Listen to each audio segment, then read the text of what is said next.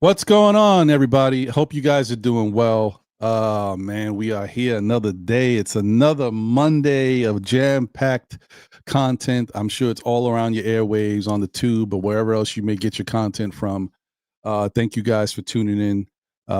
We got some stuff to talk about. This is another exciting show. We got a special guest in today. You know already who that is, and can't wait to start chopping it up with him. But this has been a very interesting week. You know, some Knicks fans weren't that happy with the effort against the I don't want to say that it's the Philadelphia 76ers, guys, and I think some people take them for granted. 76ers are a good team, and some people weren't happy with the effort.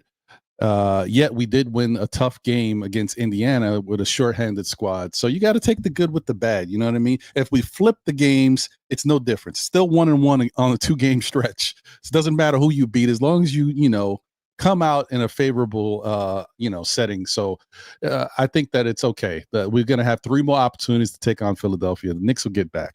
We'll get it back. But it's been an interesting week. Some really good basketball being played. We got to see Miami as well, and you got to see the great Jalen Brunson dropping a quick 47. We're going to talk more about that. We also can revisit it because we haven't talked about it since it happened on this show. That's right, you guessed it, that the NBA Cup champion New York Knicks, baby. We have not talked about it here, so we're gonna revisit that. And we got a bunch more to talk about. So stay tuned, guys. And remember, I always say this. You guys know that I'm very conscious about it, especially now because I'm dealing with my own stuff. But as I always tell you guys, don't forget we are blessed and highly favored to wake up another day, open up our eyes, walk the earth. Please check on your loved ones, family members, and friends, especially during the holidays, especially this week, because people are going through stuff. They may not say it, may not show, but there's stuff happening, and there's a lot of loss that has happened during the holidays too, and that's got to be extremely tough on people. So don't forget to check on your peoples, even if it's just one call, 5 minutes. Hey, what's going on? Been thinking about you. How you doing? That's it. Baby steps. And don't forget to get yourself checked. I keep telling y'all at least twice a year, but I would say 3 times a year, because twice a year don't do enough. There's a lot of stuff that can happen in 6 months, so go get yourself checked, y'all. Anyway, that's enough of my spiel. Let's get it cracking. You're here, SKF Weekly. We in the building, baby. I can't wait to get it cracking because, we got one of my favorite guests here with us. So stay tuned, guys. We'll be right back at it. Let's go.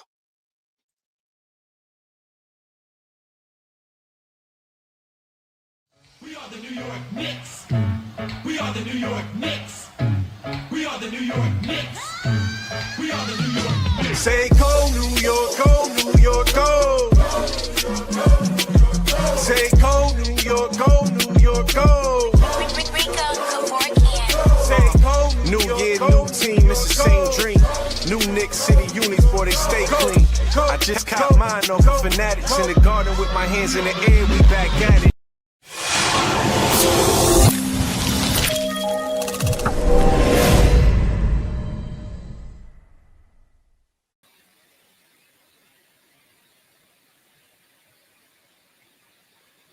Let's go, baby. We are here. That's right. Thank you for tuning in to SKF Weekly.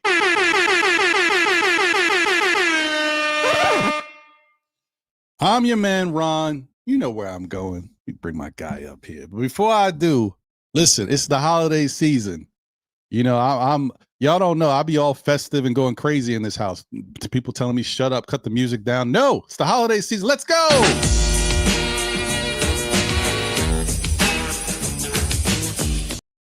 Yes, we rocking out. Anyway, let me bring my peoples up in here. See what that's all about, man. Nothing like having my peoples. Bam! We got John in the building. Bam! Woo-hoo. We got Dexter in the building. Let's go!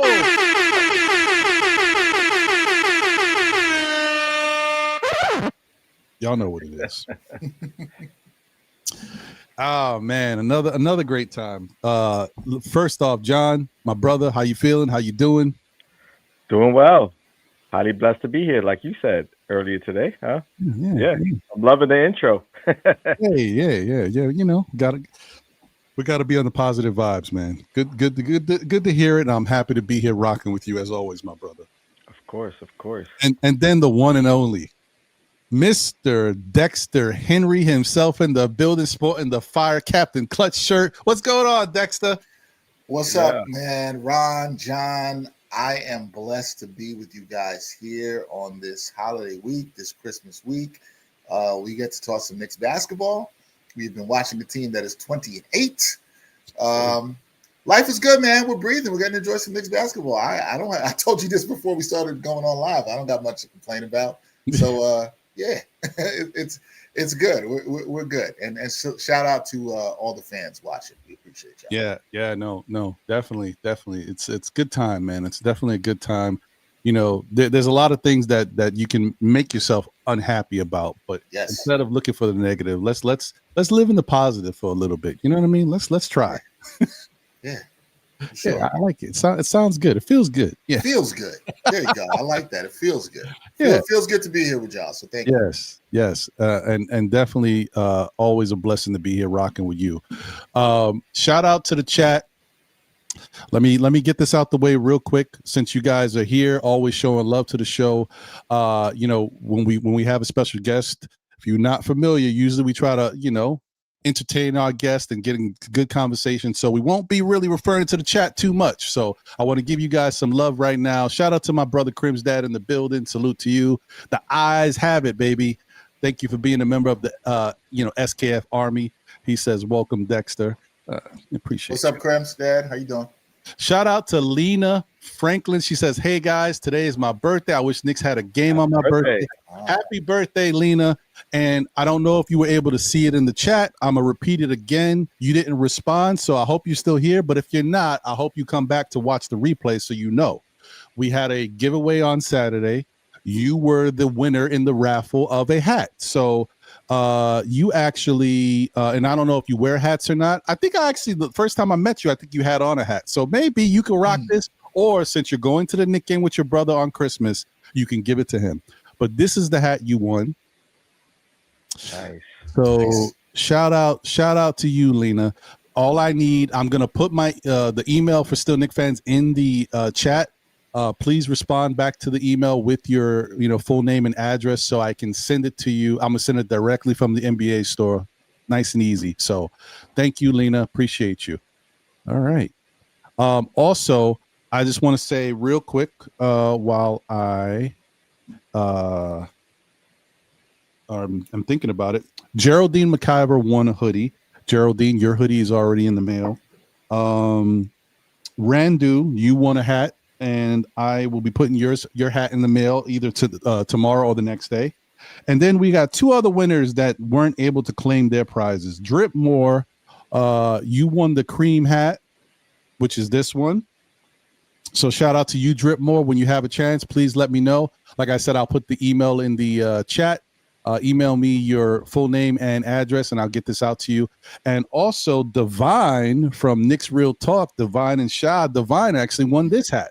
So Divine, let me know, and I will get your. Matter of fact, I don't even know what I'm talking about. I got your information. I'll call you. So I'll get your information. So I want to thank everybody who won on Saturday's raffle. Appreciate you guys for always supporting Still Knicks fans and everything we got going on. Thanks, guys. All right. So real quick, back to I'm breezing through, just saying what's up to everybody. Nick Nation is in the building. Thank you, Nick Nation, a member of the SKF Army. And also, thanks to Nick Nation for sponsoring two of the hats that we were able to give away on Saturday. So shout out to you, Nick Nation. Appreciate you, nice. My brother. Shout out to Dwayne Dennis in the building. Salute. Shout out to Fritz Alcindor Jr. from the Nick of Time show in the building and the NBA Economy show. Good to see you, Fritz. Appreciate you. Latori B in the building. Lotorious BR. Shout out to Tori B in the building. Appreciate you. Thank you for being a member of the SKF Army. Walter Blackman's here. Thank you for being a member of the SKF Army. He said, good evening, Ron. I'm in Florida for the holidays. Oh, enjoy that. That weather's much nicer than what we're dealing with. But shout out to Darlene Bryan in the building. What up, Darlene? Let's go. Good to see you. Michael Servidio. I don't know how to say that, Yuri. Okay, I'm gonna get it. Don't worry, I'm gonna keep working on it. Shout out to Yuri in the building. He is here. Salute to you, my brother. Shout out to Tony HVAC. Tony HVAC. Huh, I don't think I've seen your name before. HVAC. That's right. Good evening, fellas. Hey, good evening, Tony. Good to see you. What's up, Tony? He said, "Can I get a hat, please?" Well, the next time, listen, if you keep coming into the shows and being a part of the chat, the next time we do a raffle, I got you, brother. I can't say you're going to win, but I'll definitely put you in the raffle.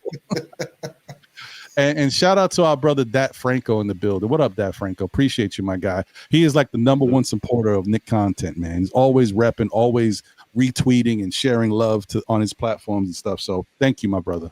All right. Let's get back to it, guys. So let's get into it. Yeah. Let's yeah. As you guys know, oh wait. Oh, thanks. Okay, Lena sent me some information. All right, appreciate it, Lena. Thank you. As you guys already know, the Knicks had a few games this week in which we had some interesting matchups.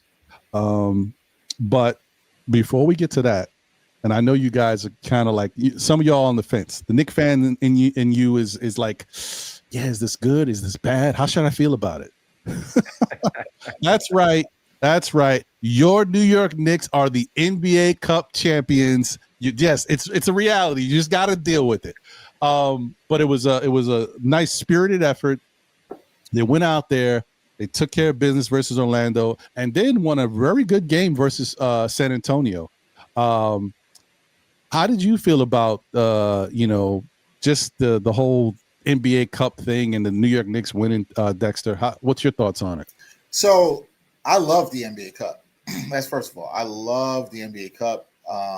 People know I've watched it. I've talked about this in other places. I'm a big European soccer fan. I'm a huge Liverpool fan. So I'm used to other competitions during the season. So this has never been foreign to me. I love the NBA Cup. I love that the Knicks went for it, though. And I think a lot of players are going for it. And I think it's going to only grow. And I think I'll even say as close as 8 years from now, we're going to look back and a lot of people will say, hey, you know what? I like this NBA Cup. It's going to mean something more. I think it can do wonders for the Knicks in coming together, the feeling of winning a tournament, the feeling of winning single elimination games, how they won that Spurs game. That was the most impressive win of the season in my eyes.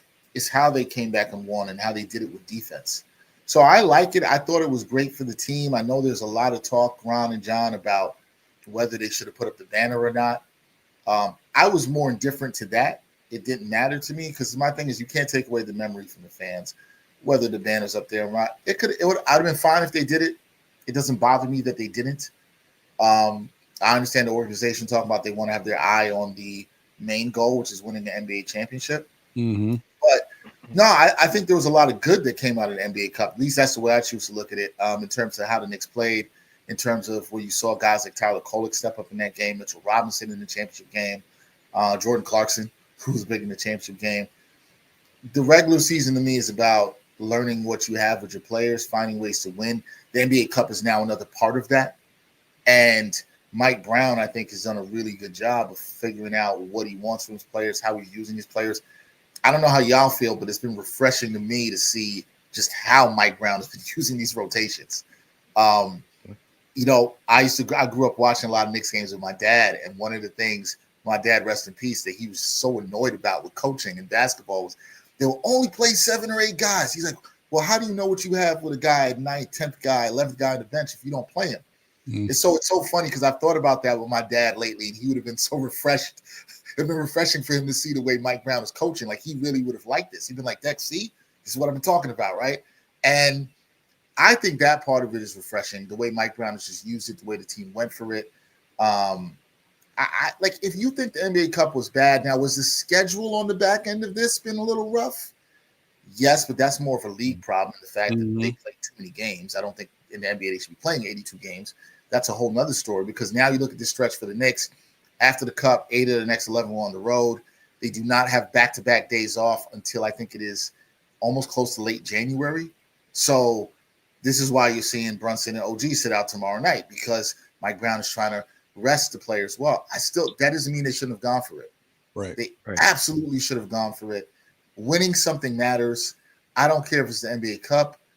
Learning how to win matters, guys. And so Right. I think it was dope for Knicks fans too to just, have that moment. I was at the Garden on Friday when, they celebrated the team and fans were able to take a picture with the trophy in the rotunda at the Garden. I thought all that was really dope by the Knicks. So yeah, man, it's good. I like the NBA Cup. And you know what? If you're a Knicks fan, I think what you should hope for is in Europe, they call it a double when you win your league and you win the domestic tournament or cup. Can the Knicks get the double this year? Can they be the first team to win the NBA Cup and the championship in the same year? That should be the goal. How good would that be?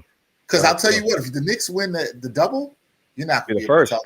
You're not going to be able to tell the Knicks fans. They would be the first. Nothing. They would be not only would they be the first, but they'd also change the narrative. Because now, the narrative's everybody who wins the cup, they get knocked out in the first round of the playoffs. So yeah, that's true. And here's can I say this, guys? I don't worry about that around this Knicks team because I think the way they're coached, the way they're built, I think they're in different positions than where the Lakers were and the Bucks were, that I think they're much better primed for a deeper run. And he used this cup as a springboard in the way those other teams couldn't.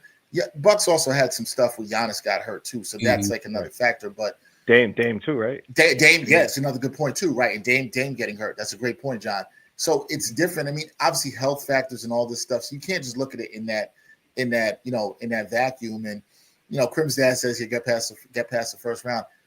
I think the Knicks are healthy. They will. I mean, obviously anything can happen, but I think they will. I just think this team is locked in. And I still don't even think they're playing their best basketball yet, which is scary. I think they played close to it, but I don't think they've played their best basketball yet. What you should be encouraged by, in my opinion, if you're a Knicks fan, they played really good basketball, even in these last 2.5 weeks or so, with some key pieces out. There's still no Deuce. Yeah. No, it's only last couple of games. No Shamit. They've done something. The win they had in Naptown last Thursday, that was fantastic with 3 players out. So not to mention no Yabusele either. No. Yeah, well, he's unfortunately. Well, John, he hasn't exactly been showing up at all either. I'm sure. Well, that's what I mean. That's what. Yeah. I feel it. He was out too, and he's not playing tomorrow. And he's not playing. No. He's just writing itself. That's crazy. Let me. I want to make sure he's not questionable illness. Let me just. No. I think Yabusele is. I don't know that. They just said it was a day of rest, but if you can find out more about it, I don't know. I'm gonna tell you real quick. That would be wild. They're short. They got no OG, no Brunson tomorrow. Yes, he is out with an illness for tomorrow night's game. Well, maybe there's a bug going around. Maybe he got the bug. It could be that. Right. Yeah, I was poking him a little bit of fun. Yeah, I know. I know, John. I know. He's still an NBA player, so No, and I'm sure we'll get into this. He has not been good. I think it's interesting that Coach Brown has now been playing Diawara ahead of him in the rotation. Yeah. Diawara played 4 minutes last night against Miami. Yabusele was a DNP CD. Now, maybe it's because he was sick too. I don't know. So I don't want to speak on that exactly. And then the report came out today from Ian Begley that the Knicks are open to moving him. So Yabu's looked like it's just not been a good fit, man. And that happens sometimes. It happens. Yeah. It happens. At least it's not a huge signing in terms of money. Right. They can move off of him. And it seems like it might be best for both parties. And sometimes that happens. I agree. 100%. I mean, we'll see where it goes, man. We wishing Yabu the best, though. We want him to succeed and be good here for this team. He's a good guy. You don't have to make a move. You know what I mean? That's a move in itself. Getting something from somebody you thought you were going to get something from, but at the moment you haven't. So that's only a benefit to the team if we can get him going. It'd be great. Yeah. Absolutely. Well, I'll say one thing about Yabusele. He's been sort of like a pro's pro, right? So he hasn't made a lot of noise. He's been team first. You know what I mean? He hasn't questioned the coaching. He hasn't questioned his time or his minutes. He's sort of done the right things in the locker room, you know what I mean, amongst his peers, So for that, I got to give him credit because it's not easy. You get a contract, you're expected to play often, and he hasn't gotten, and he's gotten early run, and then he's sort of played himself out of the rotation. But outside of that, he's held himself as a pro, and I think if you 100% right, Dexter, when he say it may be best for both parties to just, go in separate directions, and it may benefit him in his career. Right. Yeah. Yeah, definitely. Well, so let's get this out the way so we can get into some other stuff. Obviously, guys, the recap of the week, it started with the San Antonio Spurs game, Knicks winning that game, which we already talked about, and getting the NBA Cup. What was that score? What was that score? This guy right here. So, John had said prior to them winning, he kind of predicted what the score would be. He was off, but he was close. He did say the Knicks would win 124. And what did you pick for the Spurs again? One. What was it? 6-point win. 118. 118, and they end up having. They end up scoring 113. So yeah, you were close, John. I was right there. John Stradamus. You were close. I should have played the one Billy in the lottery. I missed that one. You should have. You had the good vibes going on for you. Yeah, man. Missed that one, man. That's some good juju, man. You wasted it. Wasting the juju. Anyway, so next game up was the Knicks versus the Indiana Pacers. And the Knicks were able to pull out a victory 114-113. Now, if you were living under a rock or you were busy working, didn't know what happened, didn't get a chance to see the game. First off, at the time of that game, the Knicks, I believe, were 18-8 or 18-7, 18-8, whatever it may be. The Indiana Pacers had only won 6 games. So you're already saying to yourself, I mean, come on, this is it. This is a gimme. The Knicks got to win this. But as the schedule gods would do, they, because of everything they've given the Knicks and Knicks being banged up, a little tired, they decided to rest people in order, because the first game of a back-to-back, the next day was going to be the 76ers. So there was a lot of people out for this game. You have, obviously, you already know there was no Deuce, no Shamet. But then in this game, you also had no Karl Anthony Towns, no Josh Hart. And so right there, that already makes it a very interesting game. And it also no Mitchell Robinson. So yeah, your best 3 rebounders. So very interesting roster they had to put together. OG Anunoby played. He had 16-6. 16-6, 1 assist and 2 steals. Mikal Bridges had 22 points. He was gassed in the fourth. He was very tired. OG looked it. He was very tired. So Mikal Bridges had 22 points, added some much needed help there. He had 8 rebounds, 5 assists, 1 block. Jalen Brunson, who was also gassed, he was tired. He had 25 points, 7 rebounds, 7 assists, 3 steals. Jordan Clarkson chipped in lovely with 18 points, 3 rebounds, 1 assist, 1 steal. And then you also had one of the more surprising things, which I was very happy to see. Tyler Kolek chipped in 16 points, 11 assists, 6 rebounds, 1 steal, 1 block. I mean, go ahead, Kolek. I just, come on, have a game, why don't you? And they needed every bit of it to deal with Indiana. But it was a good win. And so they were able to take care of business. And we've seen some good young depth in there, right? We've seen Diawara play some minutes, and then we've seen what's the kid's name? Jamison. Yeah. Mm-hmm. He played, someone. I told you, Ron. He reminded me of Bo Outlaw. Yeah, I was like, yo, he got semblance of Bo Outlaw for me. He's that muscular build, strong. Could dribble the ball. It's interesting. I agree. He definitely gives that vibes. So it was good to see that. What, Dex? Were you doing your watch along for that game? No. I was actually home watching that game, and it was interesting when I saw the Knicks were going to rest guys, and I said, okay, makes sense. Front end of a back-to-back against the Pacers, but could they do it? And then they go down 16 twice in that game. And I was like, man. And the second time I was like, I don't know if they have it. But then they fought back. And the way Kolek played and the way Diawara played, Jemison, Porty, all those guys were big, John. I think they mentioned they were without their top 3 rebounders, right? Mm-hmm. Even against the Pacers, who have not been good with all their injuries and stuff this year, it was a tough matchup. Siakam went off at a point in that game. We all know how good Siakam is. Right. He went off at a point in that game. For them to still win that game, and in the way they did, obviously, with the captain, than what the captain does, right? That was up there, one of the best wins of the season because of who was out, because of who played. But I also just love that game and I've been saying this a lot, so everybody's gonna think Dexter's waving the pom-poms for Mike Brown. But I just liked how he managed that game. I think it matters for young guys to get that kind of experience. I thought that game was great for Colette coming off his performance in the championship game. Good for guys like Jemison, Diawara. It tells you stay ready. You stay ready, your number will be called. And the Knicks will have another chance at this tomorrow against Minnesota. We're going to see some of those similar lineups against Minnesota. Likely Kolek starts, gets his first career start. It's likely we see a lot of minutes from Diawara. He's already in the rotation of Yabusele. The two bigs. It's going to be very, very interesting. But I liked it. I thought that was a gut check win. Mikal Bridges had a fantastic second half. I should mention him.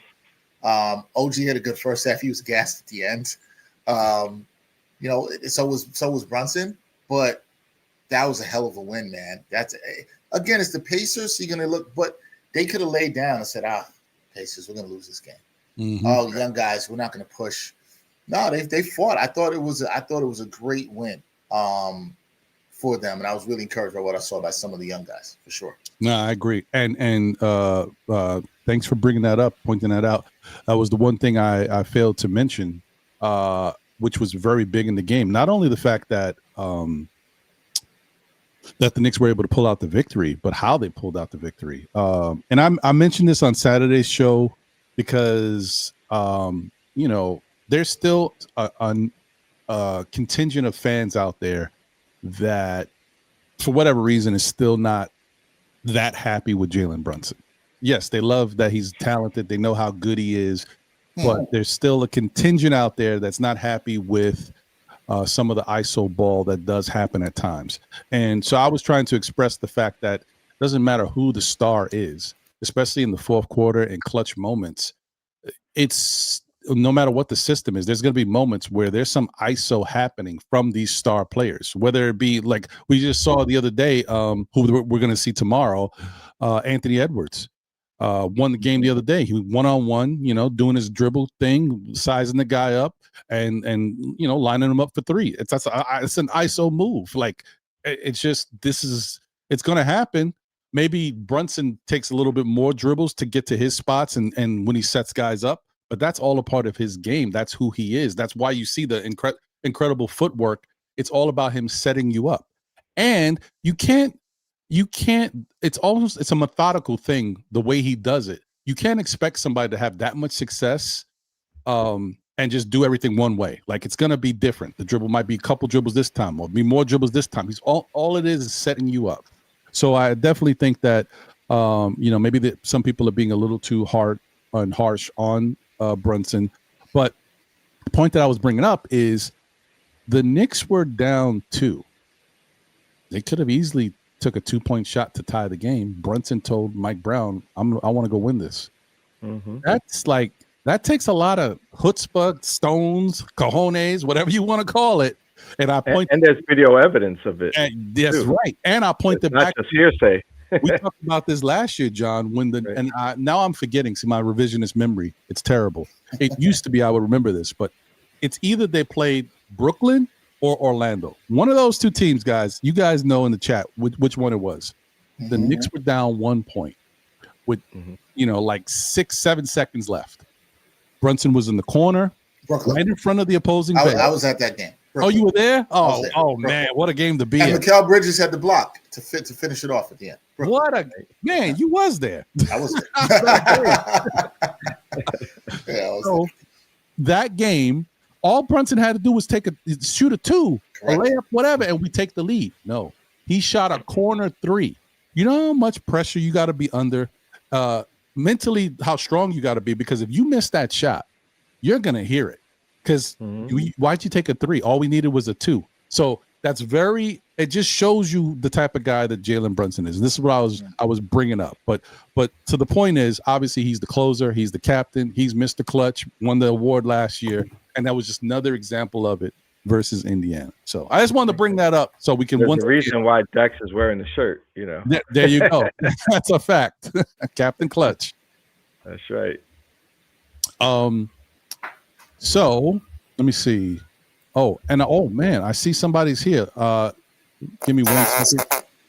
I gotta. I'm back, guys. Hang tight 1 second. My connection knocked out. No, you're okay. No, you look good now. We see you. Okay, yeah, my connection is knocked out. Yeah, okay, you're good. You're good. First off, I want to say shout out to Craig in the building. Thank you, Nick Yak. E. Gibson in the building. Salute. L. Damn it, we see you. Wait, is that my guy? Is that my guy, Greg? Is that Greg in there? Is Greg here in the chat? Let me see. I don't know. Is that maybe? Because I know there's a Greg and there's a Craig. Oh no, that's Greg. He's the leader of the Tyler Kolek Hive. Shout out to Greg. Greg is always rocking with me. He was just in the chat on New York Got Game. Shout out to Greg. He is the leader of the Tyler Kolek Hive, as I like to call him. Okay. Greg, we appreciate you. Salute, brother. Appreciate you. Yes, he's a good dude, man. We always go back and forth. He be like my show is called Know the Ledge on Saturday, and I'm talking people off the ledge, but Greg be keeping me on my feet. Like every game, he's he was going off, man. Like, you see, they suck. This is what I told you. I'm like, it's gonna be all right. Now we love Greg, man. Greg is always keeping me on my toes. I appreciate him. Yeah. But real quick before we continue, I just wanted to shout out because I see he's in the building. Dripmore is in the building. Shout out to you, Dripmore. Let's go. The preferred barber of still Knicks fans and the Knicks community. Dripmore, I don't know if you know this because you were not here. But you were in the raffle on Saturday. You might have left early. You are the winner of this hat. So my email is in the chat. Please, send me an email with your information so you can collect your winnings, my brother. Appreciate you, man, as always. All right, let's get back to it. So, that was the game against Indiana. And so the next day, back to back. Now, this is not a traditional back-to-back, guys. And I'm like, I got to tell you, I'm kind of even keeled, but I've been a little infuriated by some of the stuff I've been seeing on X because there's a lot of Knick haters out there like, the Knicks excuses. They had a back-to-back. They lost to us in Philly. Like, oh my God, like who can't play a back-to-back? People aren't realizing this is more than a back-to-back. This is coming off the NBA Cup, traveling from Vegas, right, playing 3 games in 4 nights. This is not just a back-to-back. And so the Knicks were obviously tired. Okay, they still, what I do like about it, so I want to get, I find myself, and I don't know how you guys feel about it, I find myself giving this team credit all the time now. In the past, the Knicks would have kind of laid an egg and not given effort. But this year, for whatever reason, they are giving effort. Now, they gave effort versus Philadelphia. They were just tired. It's not like they weren't giving effort.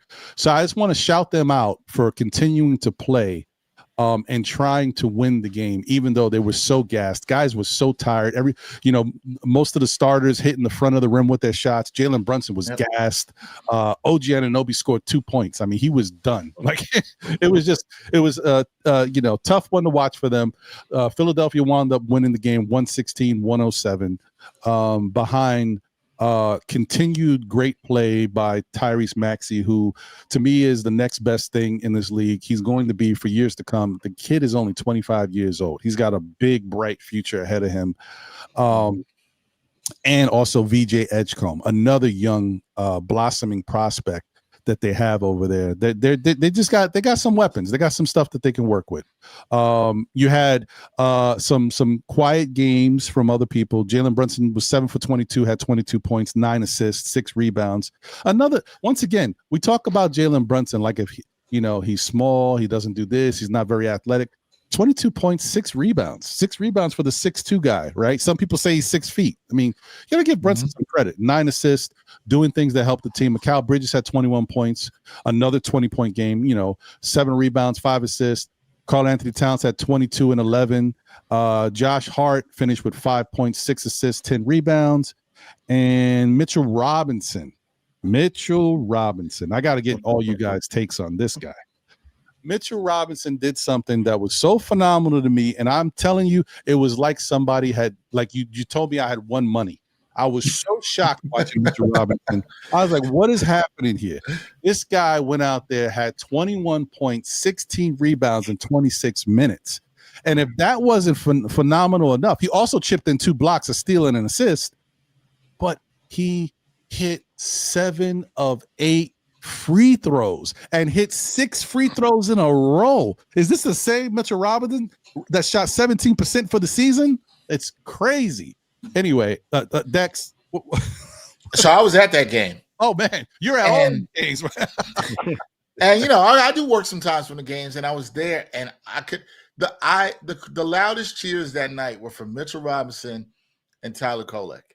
And Mitchell Robinson hitting the free throws. I couldn't believe it. I was sitting next to one of our reporters at the Post, Madeline Kenny, who covers the Liberty for us, but she was there that night doing some Knicks coverage. And we were like, wait, when does Mitch hit this many free throws? So when he got to 6, I pulled up Basketball Reference on my laptop, and I'm like, okay, so that's his career high. Like, is he going to break this? And then he hits the 7th one. Crowd goes crazy. And I'm sure you'll get to this. He's now hit another 4 last night. So he's hit 10 in a row, easily the longest streak of his career. I'm not saying to start believing in this. It's a very small sample size. What I am saying, though, is if Mitchell Robinson he's not going to shoot 100%, guys. He's probably not going to go 87% from the line. But hell, if he could go 55%, we might all throw a parade. We might all be so happy that he shot 55% from the line. Because here's the thing. When he plays some of these coaches, and we know Joe Mazzulla, he's a crazy man up there in Boston, and he's going to do the hack and Mitch and all that stuff. Well, now that takes that strategy bit out the game. And he also, the other thing I want to credit with Mitch in that game, and I also thought last night, he's looked better defending in space than he had in the last couple of weeks. I thought he looked a little bit shaky when he was defending in space. He looked better there. And I just couldn't believe it. Ron, I'm not saying I would start betting on Mitchell Robinson or anything, but if he can I think stuff like this could build confidence. After the game, Christian Winfield from the Daily News had asked Mike Brown about that. I remember he came in late and he asked me, he said, Dex, anybody ask about Mitch Robinson's free throws? I said, no. And he said, hey, do you think this could build confidence for Mitch? And it was a good question because I think in the way Mike Brown answered, he's like, yes. Anytime our guys are seeing the ball go through the basket any kind of way and Mitch is putting in situations where guys might hack him or he was getting to the line, it's going to make him more confident. So I think the thing we have to watch is how does that confidence now translate over the next couple of weeks for Mitch? Because if he can, like I said, 55, 60%, that's a game changer. If you can go 1 of 2 from the line instead of 0 for 2, it's crazy. But he hit more free throws in that game than he had hit all season. He only had 6 free throws made all season. In that game, he had 7. So that's crazy. He's had 10 in the last 2 and 10 in a row. So we're just asking for him to be competent. You know what I'm saying? So if he could do that, that would be amazing. But yeah, it was crazy because the crowd was going nuts with him hitting these free throws. And I got to be honest, I couldn't believe it. And the reason I couldn't believe it, and I know Ron, you can believe it, John, you can believe it, because we never saw it. We've never seen anything like this from Mitchell Robinson. So God bless. I hope he keeps it up. Well, I'll say this. Yeah. I've seen it. I've seen it before. During the summer, a small little gym with some high school teammates of his. We all seen it. We all seen the reel of him shooting those free throws. We seen him. John, we didn't believe in him. Don't tell me that. John, don't tell me you're one of those people that believe in the summer workout videos, man. Those summer workout videos. You see the handle is next. It's coming. If there was ever a person that will dispel the summer workout videos, it's Mitchell Robinson. He's the reason why most of us don't believe in the summer workout. Fair enough. Yeah. Yeah, go ahead, John. Sorry. No, I just wanted to rehash. You remember that one game where Randy was on the team and he gave him the ball in the block and he was like, "Do that thing we seen in the summer." And he tried to go between the legs and spin. He went out of bounds. Everybody was like, "All right, we're gonna stop this, man." I remember that. Oh man! And hey, the one thing is, Mitch. I forget who told me this a couple of years ago. This might be 3 years ago. Somebody that was around the team and told me that Mitch, remember that one summer he was shooting threes and everybody thought that might be a part of his game. So somebody had said to me, hey, Mitch has been working on this. He thinks it could be part of his game. He wants to do it. And the media, we don't get to watch all the practice. When you go up to practice, you only get like 30 minutes at the end. They usually, which is funny, what I'm about to say, they're usually shooting free throws at the end of practice. But nobody knew if Mitch could do this because they hadn't been seen in practice. And what my takeaway from that was, hey, have any of us seen Tibbs let him shoot that in the game? Nope. So they must not believe it's true. That's the only takeaway I could have had from it, right? Like, I didn't think this was true. So if the coaching staff doesn't believe that you can, if they believe you can do it, they'll put you in positions to succeed, to eventually do it. I just always took it as that. But hey, maybe we can start believing that he can hit these free throws. Yeah. Hey, 15 feet shooting at the line, that's not a lot to ask for. Between your legs on the block might be a little bit much. Shooting from downtown might be a bit much. But 15 feet away, yeah, we'll take it. We'll take that. No, I'll say this though, like his form looks a lot better than it's done in the last few years. Like you're starting to see that progression. You're starting to see that elbow pretty straight. You're seeing his release point is better. You know, it's not over his head anymore. It's kind of like right in front of him. So I think right now, whatever he's doing is working. You got to just stick to it, and I think it's gonna work for him. You know, and that's just gonna open up his game. You know, because again, you can't get fouled. That's gonna allow him to be on the court, close out games when you need defensive presence. You know, that's a super key for us winning and going far into the playoffs and hopefully for a championship. You know, so 100% agree, man. Yep. Yeah, I'm with you. It's really good, man. And like I said, you know, we as Knicks fans, we never say anything negative about how Mitchell Robinson can affect the game. It's always about, will he be out there? So he's one of those rare people that a lot of people don't have anything negative to really say about him. You know exactly what his game is, so you don't expect more than you would normally expect from him. But you're just happy for him. I'm happy for him. I'm legitimately happy because the confidence that it helps his, not only does it help him with his just mental about shooting, but you know, that confidence translates to all other avenues of his game, all the other facets. Like it breeds, and like you get even more from Mitchell. And Mitchell's a monster. Like he could do so much to affect the game when he's in his, when he's locked in. Like it's incredible. 20, so, what was the stat line against the 76? 21, 2 blocks in 26 minutes. That's amazing. He's a monster, bro. He's a monster. He really is. And you know, Mike Brown's, not just his, but him using him in a certain way according to what the agent wants and what maybe Mitch wants, just saving him on back-to-backs, but also limiting his minutes. It's unlocked him being effective in a short period of time. He's learned how to, maximize his time out there in spurts, because he's, for the most part, was giving like 3-4 minute spurts. Now they've elongated it a little bit more, but still, there's great stuff, man. Quick shout out to Dripmore. Thank you, my brother. He sent the email. Yes, you will get. Thanks for that, man. I'll get your information and I'll send out your winning. Thank you for that. I also, real quick, just wanted to say shout out to Lena Franklin. You know what it is. Thank you to Lena for becoming a member of the SKF Army. Salute to you, Lena, and once again, happy birthday. And we got our guy 713 Gamer in the building. Shout out to you, my brother. Good to see you.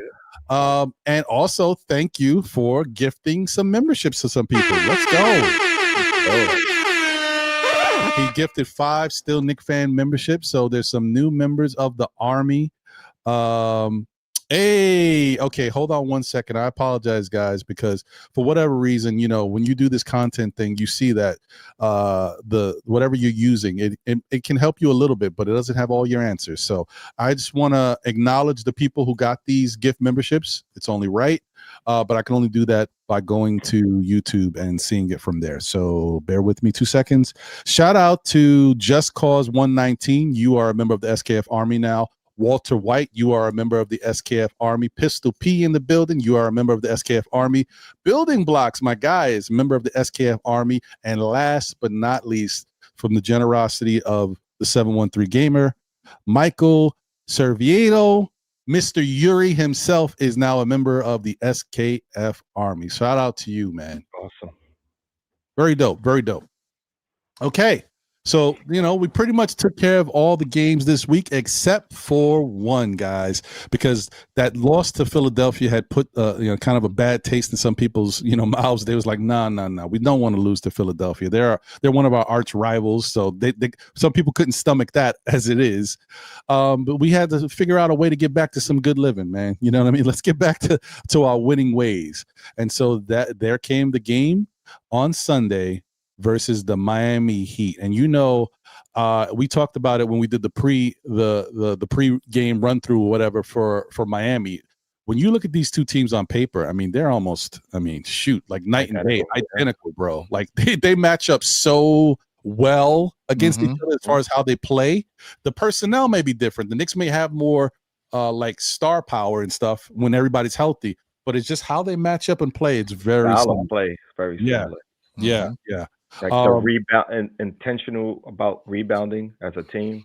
The physicality, the 3-point shooting, like right. It's crazy. And the new style of offense too, because apparently Miami adopted that style of offense too. They started actually before that. I wasn't even paying attention, but apparently they were working on it before the Knicks had switched this past summer. They were already implementing it. So yeah, this has been happening.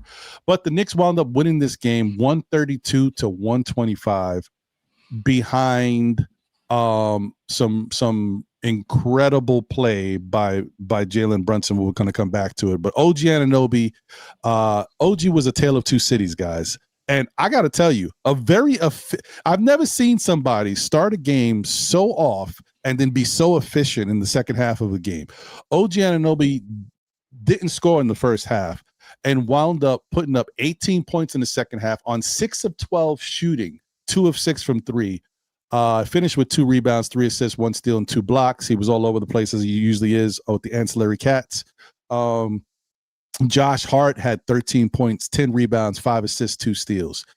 Then you had Mikal Bridges, another 20-point game. That's like 3 in a row or so. 24 4 in a row. 4 in a row. That's right, 4 in a row. 24 points, 2 rebounds, 4 assists.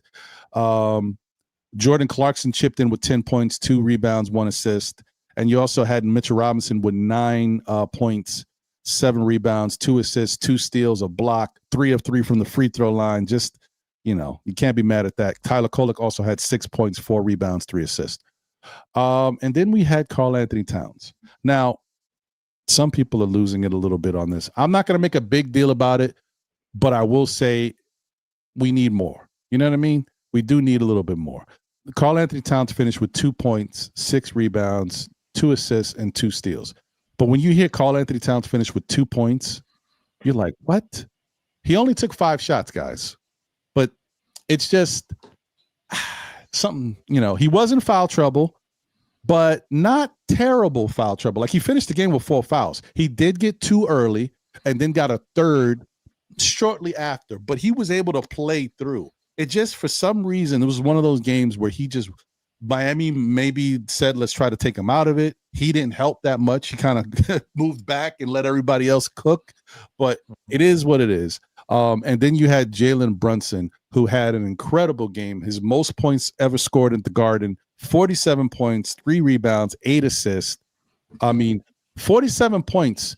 He took 26 shots, but he hit 15 of them, 57% from the field. I mean, he was just on fire. Shout out to Jalen Brunson. I mean, he had 27 points at the half. Like, he was cooking. Dex, your thoughts on this game? Brunson, Cat? Brunson, man, like, I said this early on my show. I'm done being amazed with him. I appreciate what he does so much. But I'm never shocked. He seems to have a game like this when the Knicks need him. He has a well-deserved day off tomorrow, right. I would say. He was great. The Cat stuff, here's what I'll say about this game for Cat. Cat looked really frustrated early on in the game. He finished with what, 6 points? 6 points is what he finished with, I believe, in the game? 2. Oh, just 2, right? Yeah, just 2. Just 2. Sorry, just 2. Yeah, he only did 1 bucket. 2 points, he had 6 boards. Sorry, I think that was the number that was sticking out in my head. Which that also tells me a lot too, because he's so good on the defensive glass. We all know this. So when you see that, it told me like, oh, you've really been taken out of your game. It's not just the scoring for me. It's what he was doing on the defensive glass. where I'm going to give him credit, because I've seen worse Cat games than this. And I know it's going to sound crazy. I'm like, well, Dex, he only had 2.6 boards. I thought in the second half he was pretty solid defensively. Mm-hmm. And I think Cat in the last, he's had a slow start to a season. I'll say last 3 weeks and so, he's been really good defensively, where he's cut down on some of these stupid fouls. He hasn't had as many of them. I thought he even played good in the second half of that championship game in the Cup against the Spurs. He also had a big-time 3 in that run that brought him back. Mm-hmm. That's, to me, a difference in Cat. The first half, he didn't look like he was in the game. Like he was bothered by not getting the calls he thought he should get. The Heat had him frustrated.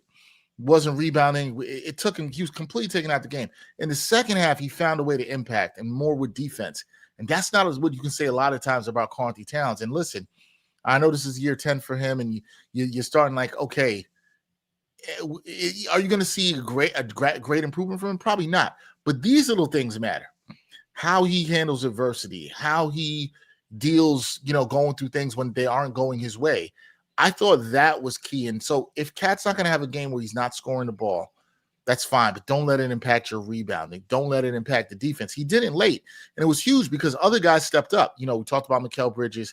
OG was huge in the second half after he struggled in the first half, and I think he's been a little bit tired too, which is why you're going to see him sit on Tuesday night. But I think one of my takeaways was Brunson carried it home, but they got so many contributions from other people that helped them get there. Josh Hart, obviously, with that big desperation 3 when he put it in. Mikal Bridges had a big 3 in the corner after he had a turnover in the fourth quarter. I thought was huge.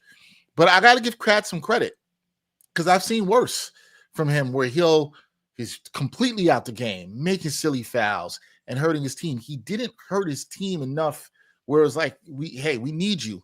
We need some better defense against Khalil Ware and others down low. And he stepped up. And so I wonder if we're starting to see Cat play some games that are smarter when things aren't necessarily going his way. Because here's the thing, guys. It's going to come in the postseason. There's going to be a game where Cat doesn't have it. He's not shooting the ball well, but can he impact winning in other ways? And if maybe last night is a lesson for him, was like, okay, I can still help out defensively. And I think he's been better, maybe some of the best defense I've seen him play in the Knicks uniform in the last couple of weeks. We'll see how it is against some stiffer competition, but I do think it's a good start. I do think he deserves some credit on that end. I think that's a good point. And I think that's I don't want to overlook that at all. He has been having an issue in some cases offensively with his shot. He's still been able to score and put up points, but the traditional Cat being able to shoot from everywhere on the court, he hasn't been as efficient as we're used to on the whole. He had some moments where we were starting to feel like he's getting it back, but yeah, it's been a little bit tough for him. But I will say that it's a good point that you brought, and we all have been starting to talk about it. I guess this is one of those wait and see things, almost like Mitch and his free throws. Right. How long can he keep this up? So we're hoping he can, though. And if he does, wow, this Knicks team will be so much better. And then anything could happen. John, what's your thoughts on Cat and how he's been playing? I'll come back to yesterday's game. Looked to me, even though he was frustrated, it looked like it was a more mature Cat on the court. And I say this because earlier in the season, there was a game, and I can't pinpoint the exact game, where he shot us out of the game for the mere fact of wanting to up his stats. It almost seemed like he was stat stuffing, and he shot us out of a game that we lost. And he also played horrible defense. And so I rather a more mature Cat, a Cat that understands his teammates may have it going when he doesn't, and not putting himself in the way of potentially losing outcome, right? And so for me, I look at this as understanding he doesn't have it going, understanding that he's frustrated, understanding that the other guys around him are contributing in ways that he may not be. Where can I fit in this mix right now? Maybe I don't have the shooting hand today. Maybe the number's not called for me to be on attack, but I'm gonna play my role. And I think that takes some maturity, especially for someone who is I think everyone with sort of his history would want to continue to put up stats to make an all-star game for however many years he's made the all-star team, right? And so that in itself is going to be difficult for a player of his stature to think about taking a back seat. And I think there's some maturity that's kicking in my opinion. And I think we're going to see a very aggressive Cat tomorrow. I think he's going to take full advantage of the matchup that he's going to be given tomorrow. Seeing that you don't have OG, seeing that we don't have Brunson, I expect him to be the integral part of our offense and us working through Cat tomorrow. Through Cat and Bridges, I would say the combination of the two. So with Kolek starting, I expect him to get fed often. And hopefully he starts working like we would want him to. And we've seen this year so far where he's working inward, outward. And I think that's going to be, he'll show his game out. He'll have a game to show out tomorrow. So I expect that from him. But I think that was just a more of a mature approach by Cat. Seeing that he had a little bit of frustration early, being in foul trouble a little early on. But then I think he held his own. Down the stretch of the game, he was in there. So that means Brown believed that he can stay in the game. It wasn't going to be something where he was forcing up shots. He wasn't going to be a detriment to the win, and that's the key. You know what I mean? And in cases in the past, you would see early on, like I said, this season, he shot us out of a game. And I don't want to see that at all. Agreed. Good points.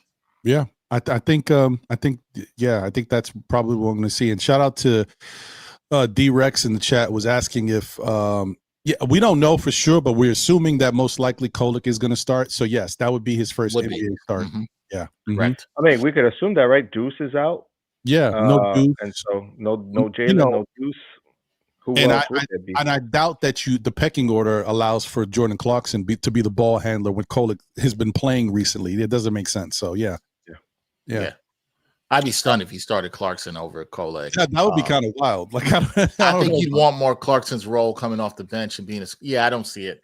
I think he wants the stability of Kolek. He's been showing all this trust in Kolek. I think Kolek gets a start. I'd be stunned if he did. Yeah, and I think, honestly, I'm looking for some big, I don't want to say big numbers, but I'm looking for a really good game from Kolek tomorrow. Because if this had just been a regular, like the Knicks have been playing status quo basketball like they came into it from last year, then I'd have been like, I don't know what to expect from Kolek in the same situation. But now that he's had a taste and been able to get something under his belt, play some consistent minutes, be a part of I think he's going to be much more confident, and we might see some really special things tomorrow. So I can't wait to see how it all plays out. I think it's a good matchup for him too. The Timberwolves are still trying to figure out things at point guard. They started the season with Dante running things at point. Lately, they've been having a lot of Anthony Edwards in their hands, and then they've been playing Bones Highland a little bit at the point. Rob Dillingham, they still haven't trusted him. So it's not like he's got a really tough, quick point guard to go up against. So it'll be very interesting to see. I expect some good things, Ron. I think this is a good spot for Kolek to get a start and play whatever he plays, 28, 30 minutes in this game and actually be productive. I think he can be. Yeah, I agree. Shout out to Nick Yak. I don't know, Nick Yak. I don't know. Kolek did start a game last year, but I don't think it was a regular season game. Remember, we had that preseason game where we decided to sit all of the starters and the rookies start, like all the bench players started. I remember that. I don't know if there was a regular season game where I remember Kolek starting, but I'll who knows? I could double check that. I don't think he started, but I could double check that. So with that being said, just want to do a quick little look-see here, and I'll share that for everybody watching. Just wanted to take a look at the standings because, how often do you take a look at the standings and see who's in front of you or creeping up on you?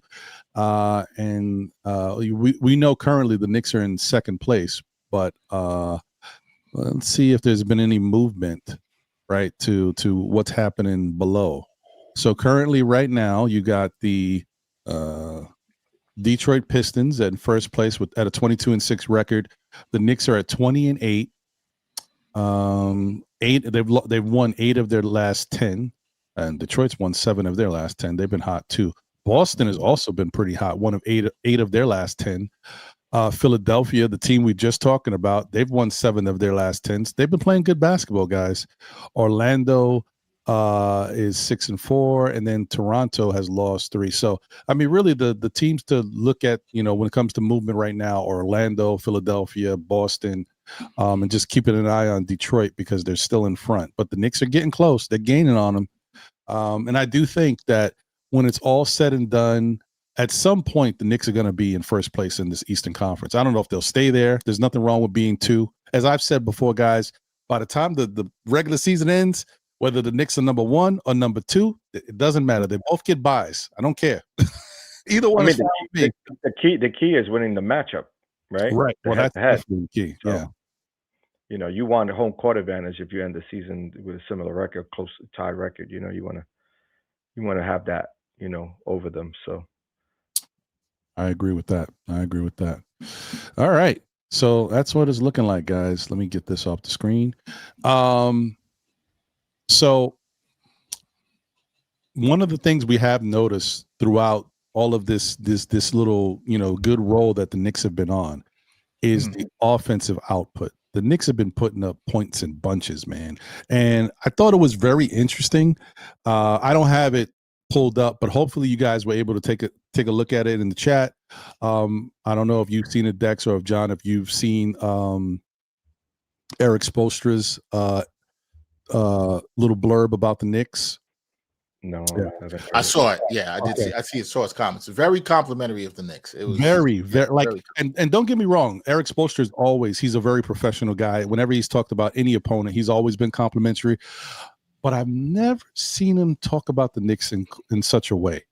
He was basically saying that the Knicks, and I thought that I don't like.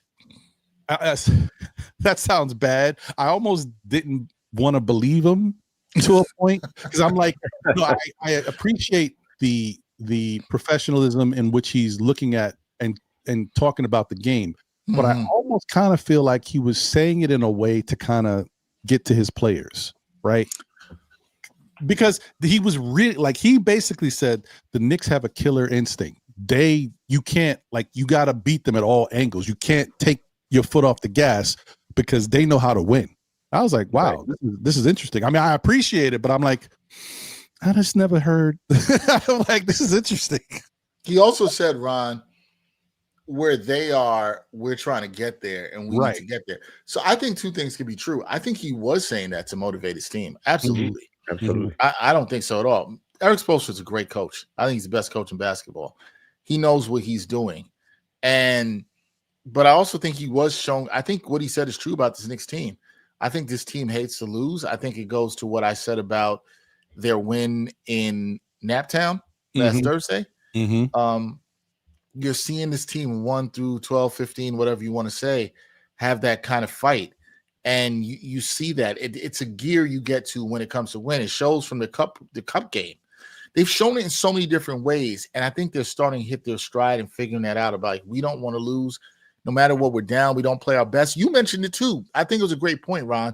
The Philadelphia loss was disappointing. Granted, I look at it as a schedule loss. I don't think Knicks fans should get that down about it. But I think if you did have a takeaway from that game, and I was there, the legs weren't there, but it had nothing to do with level of compete or want to. They were competing. I mean, they were in that game. It was a 2-possession game, I think, with just over 2 minutes to go. And then it was Maxey, Edgecombe at that big 3, put him up 9, and that was pretty much all she wrote. It also came on the back of the turnover or the rebound that Hart and Jalen Brunson didn't go after. Like they kind of let it go, and then that 3 happened directly after that, right? Mental mistakes happen there, John. Right, with fatigue, right? You'll see that. Oh, right. Sorry, I didn't mean to cut you off. Dexter. No, you're good. The other big part of that game that I failed to mention when we was just recapping it is the turnovers. The Knicks finished that game with 18 turnovers. They don't turn over the ball at that clip in any of these games so far this year. So that also shows you the mental fatigue. Continue. I'm sorry. No, you're right. I forgot to mention that too, because after that game, I'd done a video and I was doing my 3 takeaways from the game. That was my number 1. It was the turnovers, Ron. They had 18 in that game, and you're so right to tie that into mental fatigue. All of us know watching basketball as long as we have, that's going to be a factor to you. The Knicks were uncharacteristically sloppy. But the thing is, the fight, when guys give effort like that and then they learn how to win different games and they learn how to win like the Miami game where the Knicks, was that their best basketball game against Miami? No, it was far from the best basketball game, but they figured it out and they locked in and got a way to win. That stuff I think works well. I think I'll trust Eric Spoelstra on this too.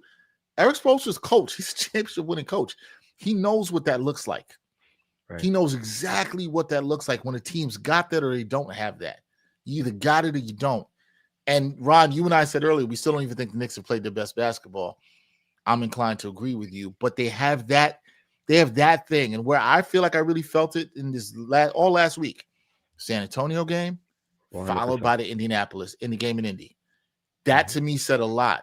When you got guys who don't play and they still have that same fight, that's where you start thinking as a fan or somebody covering the team or whatever, you're like, there's something special going on here. Does this team have something that's a little bit different?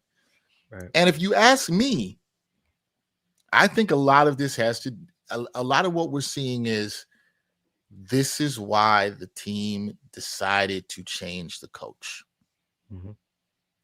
So, one of the things I remember seeing when we did shows after the day Tibbs got fired, after everybody, whoever comes in, they better be a better coach than Tibbs. And when they hired Mike Brown, and Mike Brown was on my short list of coaches I thought they should hire. Mike Brown, he's not a better coach than Tibbs.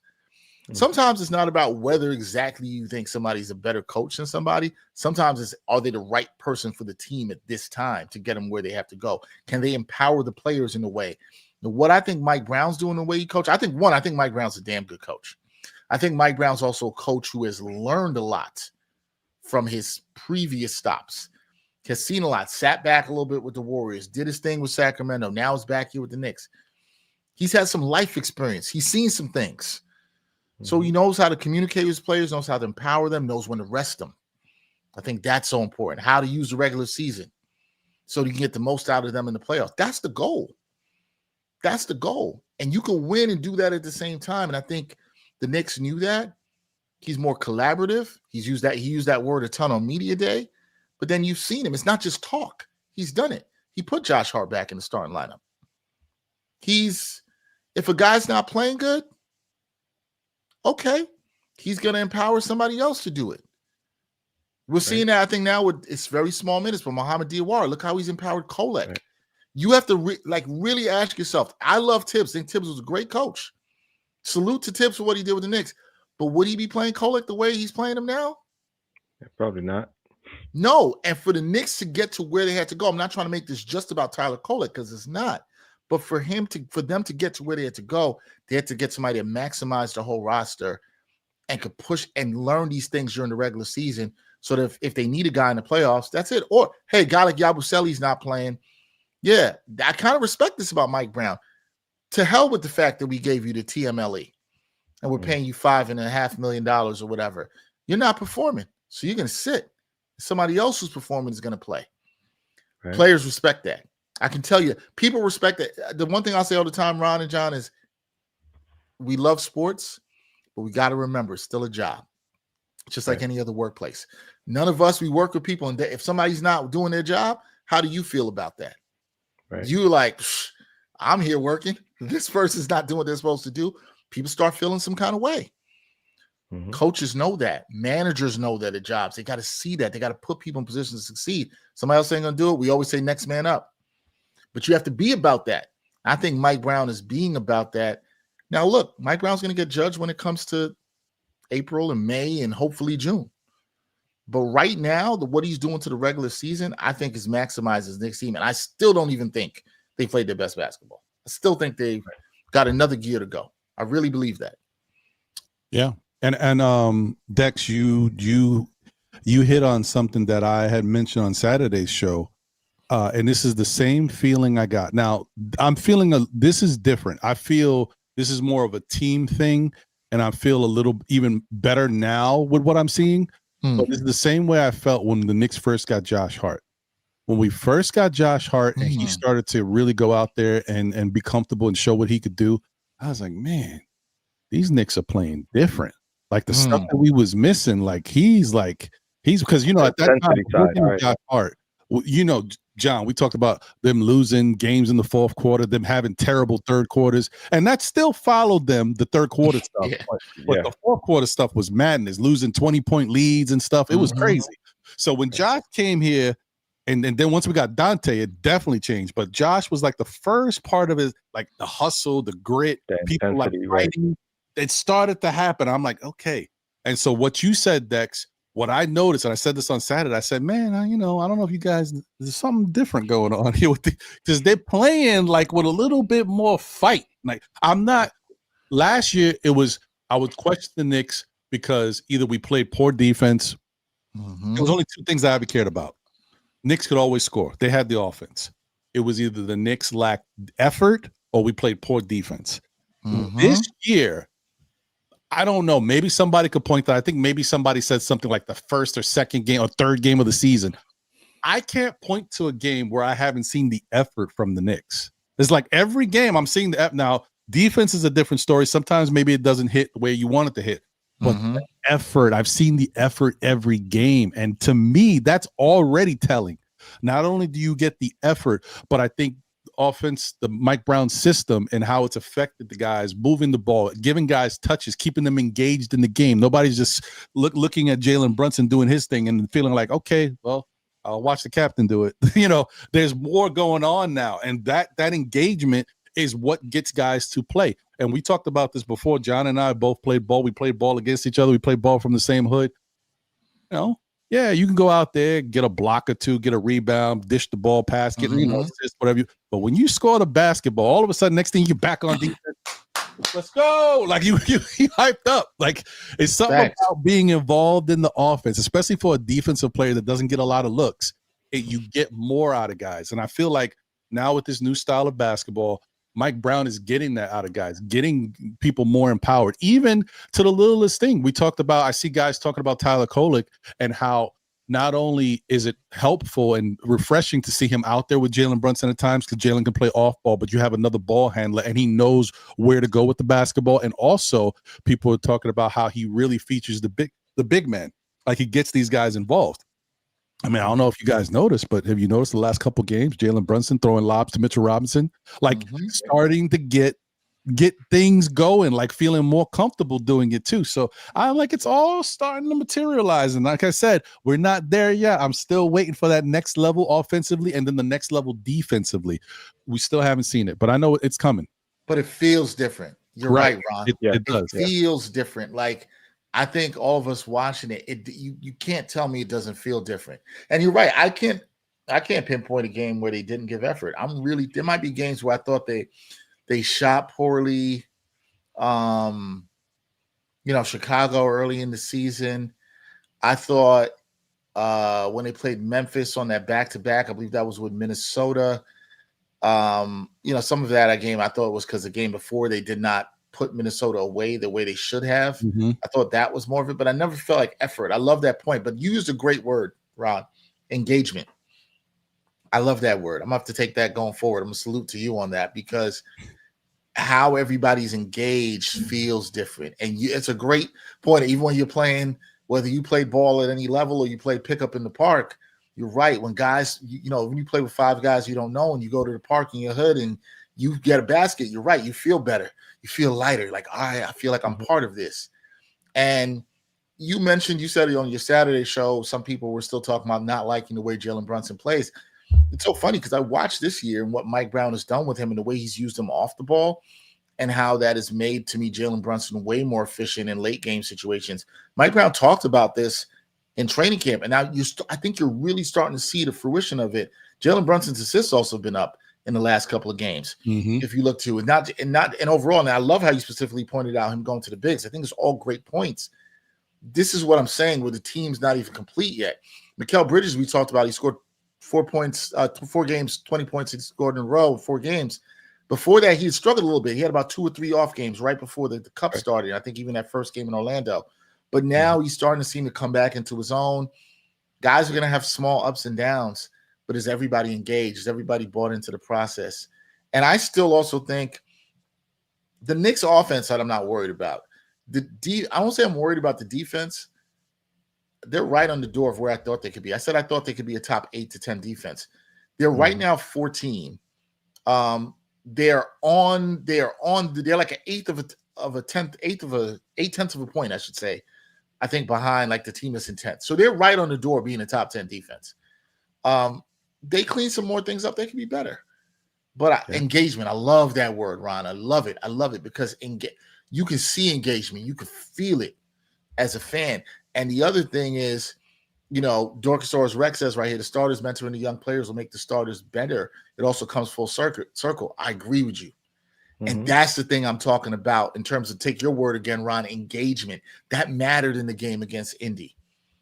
Because now everybody in the bench is like, yo, I'm part of this. And I feel like we all should pay attention tomorrow. Let's see how engaged these young Knicks are. Right, John? Let's see how engaged these young Knicks are tomorrow. It's also, think about Huck Porty's 1 minute against the Spurs. Just him diving on the floor and kicking that out, just being engaged there, coming in cold and just being available to just put a little hustle in. And that changes the trajectory of a game as well. You know what I mean? But you got to be, you have to be empowered. I'll use another E word. You got to be empowered to be engaged, right? Your coach has to give you and your teammates the empowerment to say, hey, I love that, John. You brought up Hawk Porty for 1 minute. I love that. He came in 1 minute. He's like, yo, I'm all in. He's not sulking. Oh, I didn't get time. Oh, coach didn't even play me in this game. Nah. I'm in and I'm trying to do what it takes for this team to win. And that's when you got everybody together. That's where it feels different. And I'm not sitting here and saying that, like, just so I want to be clear, because I know something, I'm around the Knicks and I'm in the locker room sometimes. It's not that like, oh, the team last year wasn't engaged or they didn't want to win. Not what I'm saying. And I don't think that's what you're saying either, Ron. It's just that they're empowered in a different way, maybe a little bit more rejuvenated with the new head coach, especially because of the way things are going on offense. And I did want to make a point in that, Ron, because you made that about the playground and playing in the park and all that.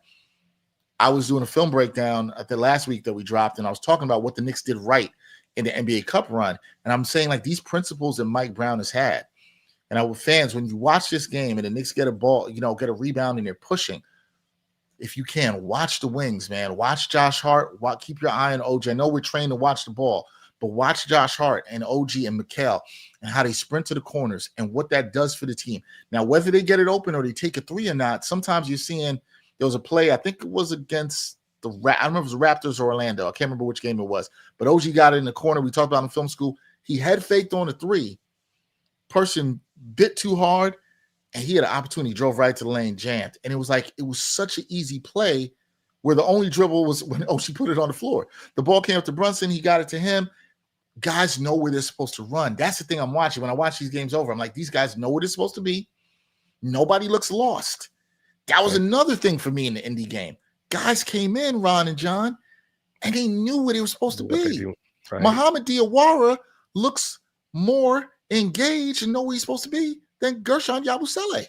Right. And he's a rookie. Right. He looks like he doesn't. The one thing I'll say about Mo Diawara right now is he doesn't look. Is he going to make some mistakes? Yeah, because this is what young players do. You don't have the consistency level with them yet. But he looks engaged. Like, okay, I picked this up. This is what I'm supposed to be defensively. That's very impressive to me for a young player. So I love that word engagement, Ron. It's something I'm going to keep in my mind for the rest of the season and really come back to. I'm always going to give you the credit for saying it for saying it first. But hey, I'll take it. Engagement's a great word, man.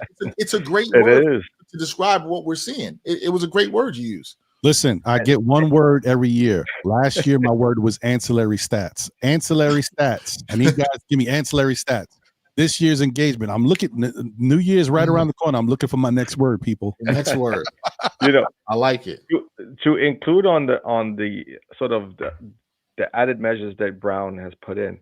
When you think about, when you start looking about like timeouts or when there's a break in action, you're starting to see more than just one captain on the court. You're seeing Bridges having communications with young players, Hawk Porty, and pulling, Diawara aside and explaining where they need to be.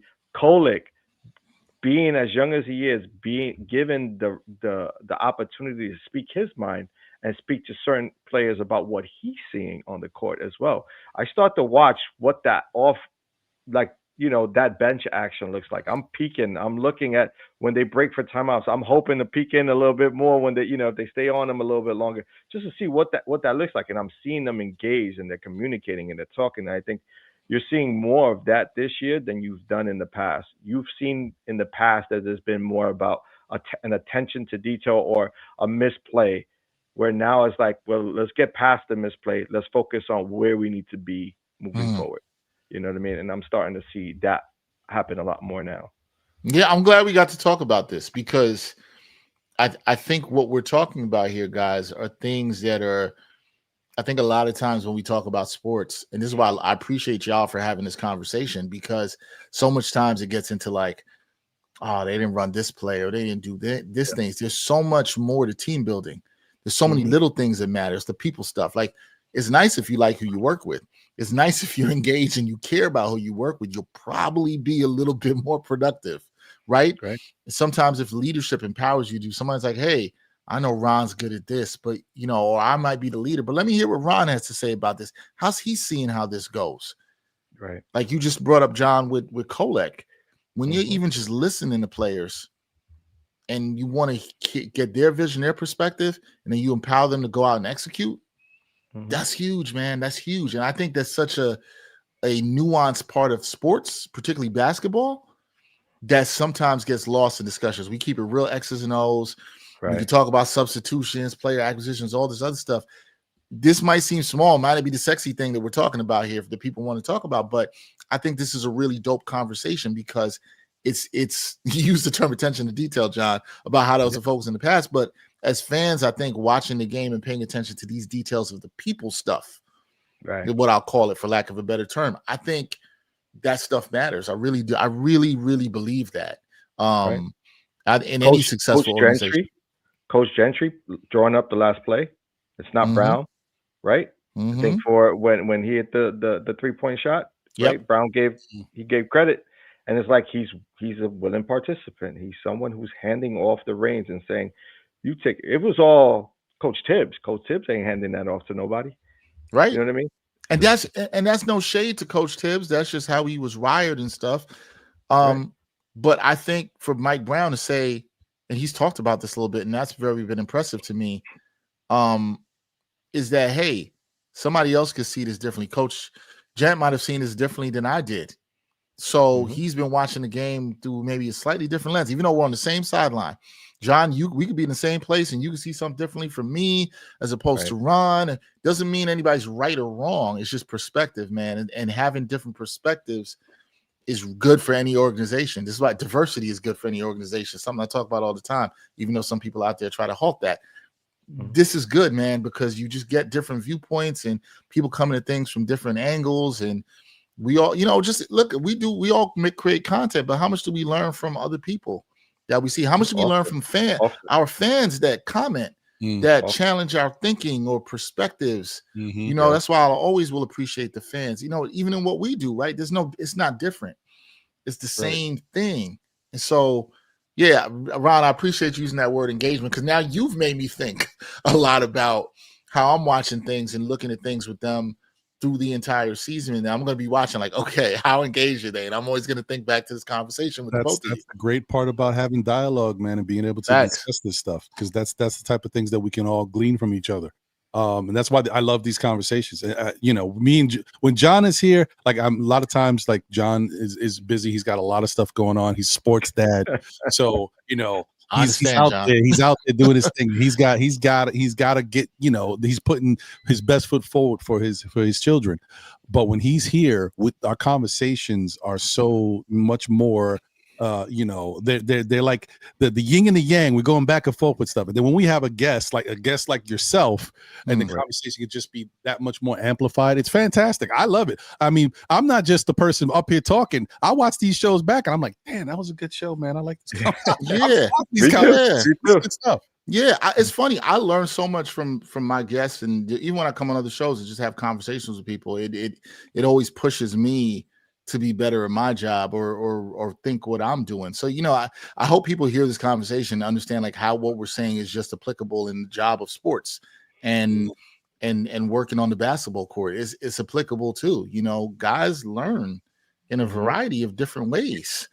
The way we learn in creating content or talking to our fans. Right.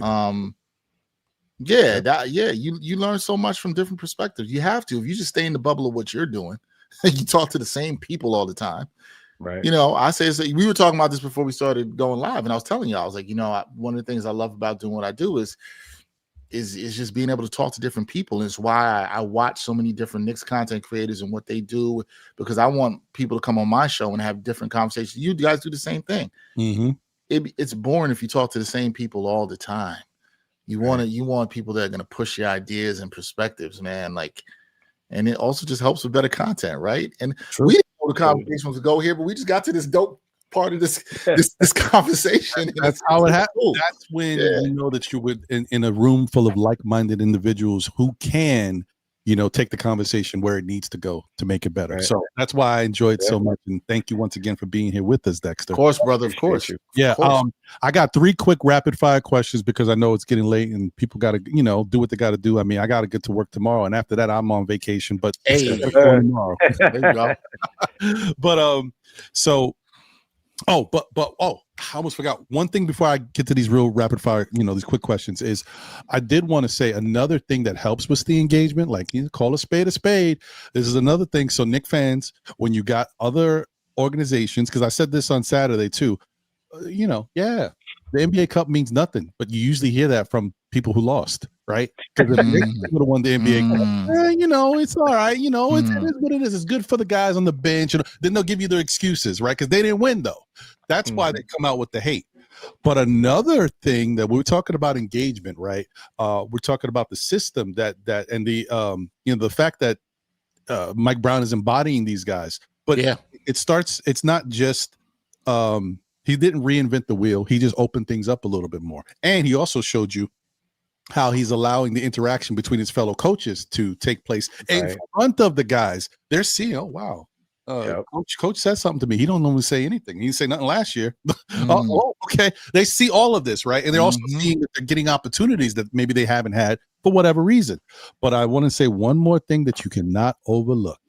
Winning the NBA Cup and those guys being able to have that little celebration, getting a little ching-ching in their pocket, it brings the camaraderie and the chemistry that much stronger. It brings it together. It can't hurt. I'm going to tell you, it can't hurt.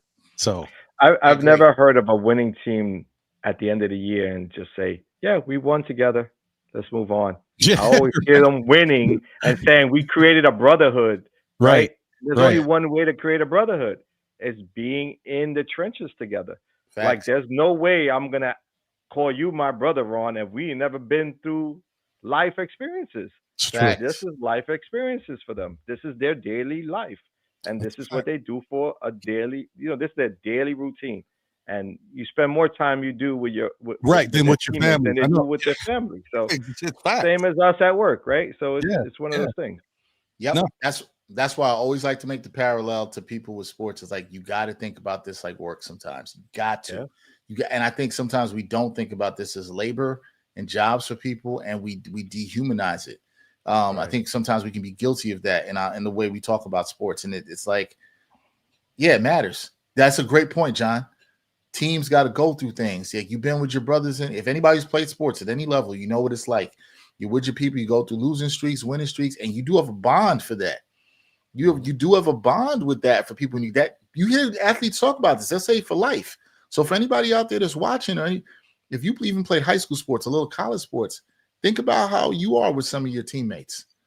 Think about what that's. You still talk to them. You guys still have a bond. Even if you don't see each other for years, it's love, right? And so, that stuff matters, man. Matters a ton. Matters a ton. 100%. I agree, 100%. So, while I got you guys, real quick, first question I want to ask.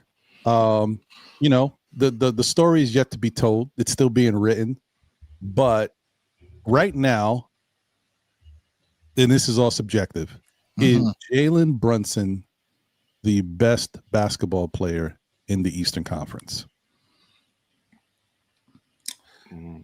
If I'll still say Giannis because he's a better defensive player. And just what he can do as a two-way player is still too elite. I think Jalen Brunson is there's two things I think he's best at in the Eastern Conference. I think he's the most clutch player, and I think he is the best scorer in the conference, hands down. I mean, Maxi's coming for him. Maxi's making a push for that. But just because I've seen Brunson do it time and time again in the postseason, I'll say that. I'll still give Giannis. Even though I don't love Giannis's game offensively, and I do think it's limited, so I want to be very clear about that. But just because two-way impact, I will say that he's still the best player in the Eastern Conference. Jalen Brunson's, to me, the best guard in the East. I'm giving him another thing. I think he's the best guard. I think he's the best clutch player, and I think he's the best scorer. I don't know. I mean, I'll throw this back. Is there somebody in the Eastern Conference, game on the line, you need a bucket that you'd rather go to? I mean, maybe somebody will say Tatum if healthy. If he's healthy, yeah. Tatum's a fucking getter, but Donovan. I'll take Brunson over Donovan, and I like Donovan, like Spidey. I would say, you know what, John makes a good point. Donovan has shown to have a history of doing that. That's some big shots too. What kind of nullifies Donovan is when it's winning in big games. Right? But even more interesting when it comes to him doing that when he's playing Jalen Brunson, it don't happen. He's getting washed. Right. That's fair point. Yeah, fair point. A very good point. Yeah, fair point. I mean, I don't know. I think I would say Giannis, but also like when I seen Franz Wagner's start of the year, I was like, that guy is a monster. Just his game overall. So, I had him up there with Giannis to start the season. So I don't know. I mean, it's all subjective. It's a loaded question because there's, to start this season, there's been a lot of guys having incredible seasons. Cade Cunningham has been having a fantastic. Cade, another one, right? Yep. Tyrese Maxey, as we said, but Tyrese is averaging like 30 points a night. Like, he's crazy. He's having an incredible season. The only thing about Jalen Brunson, if you're slowly watching with Jalen, he gets better as the season goes along. And then when he goes into the playoffs, he turns it up a notch. So that's why it's very interesting with him. Like I said, the story hasn't been written yet. So it's still some time. He definitely needs to be in the conversation for MVP though this year, like without a doubt. Like where we're playing right now and the way we're playing as a team, us winning the NBA Cup, us winning the first half of the season or first quarter of the season, I would say. He's got to be in the discussion at the very least. I agree. Great. Yeah. So, I see D-Rex asked a question, he made a statement, should I say. He said the Knicks have a winning locker room culture right now. They should think very carefully about changing it up. So that leads me into a question I had already prepared before the show started, which is, do we feel that the front office has shown a dedication to winning? And it's a two-part question because there's a second part that exists after it. So what's your thoughts about that, Dexter? Do you feel like the front office has shown a dedication to winning for this New York Knicks organization? Yeah, absolutely. And I think the Knicks front office, especially longtime Knicks fans know, pre-2020, we saw about 2 decades worth of instability in the front office, head scratching moves. I mean, you really only had one good season that you believed in before that, and that was 2012, 2013 with that team. But that winning there did not seem sustainable because of the age of the players that were around Melo on that roster. This has been different. And the Knicks have built a really good team. Now, they had the greatest free agent signing in the history of the franchise, might be in the history of the NBA, in Jalen Brunson.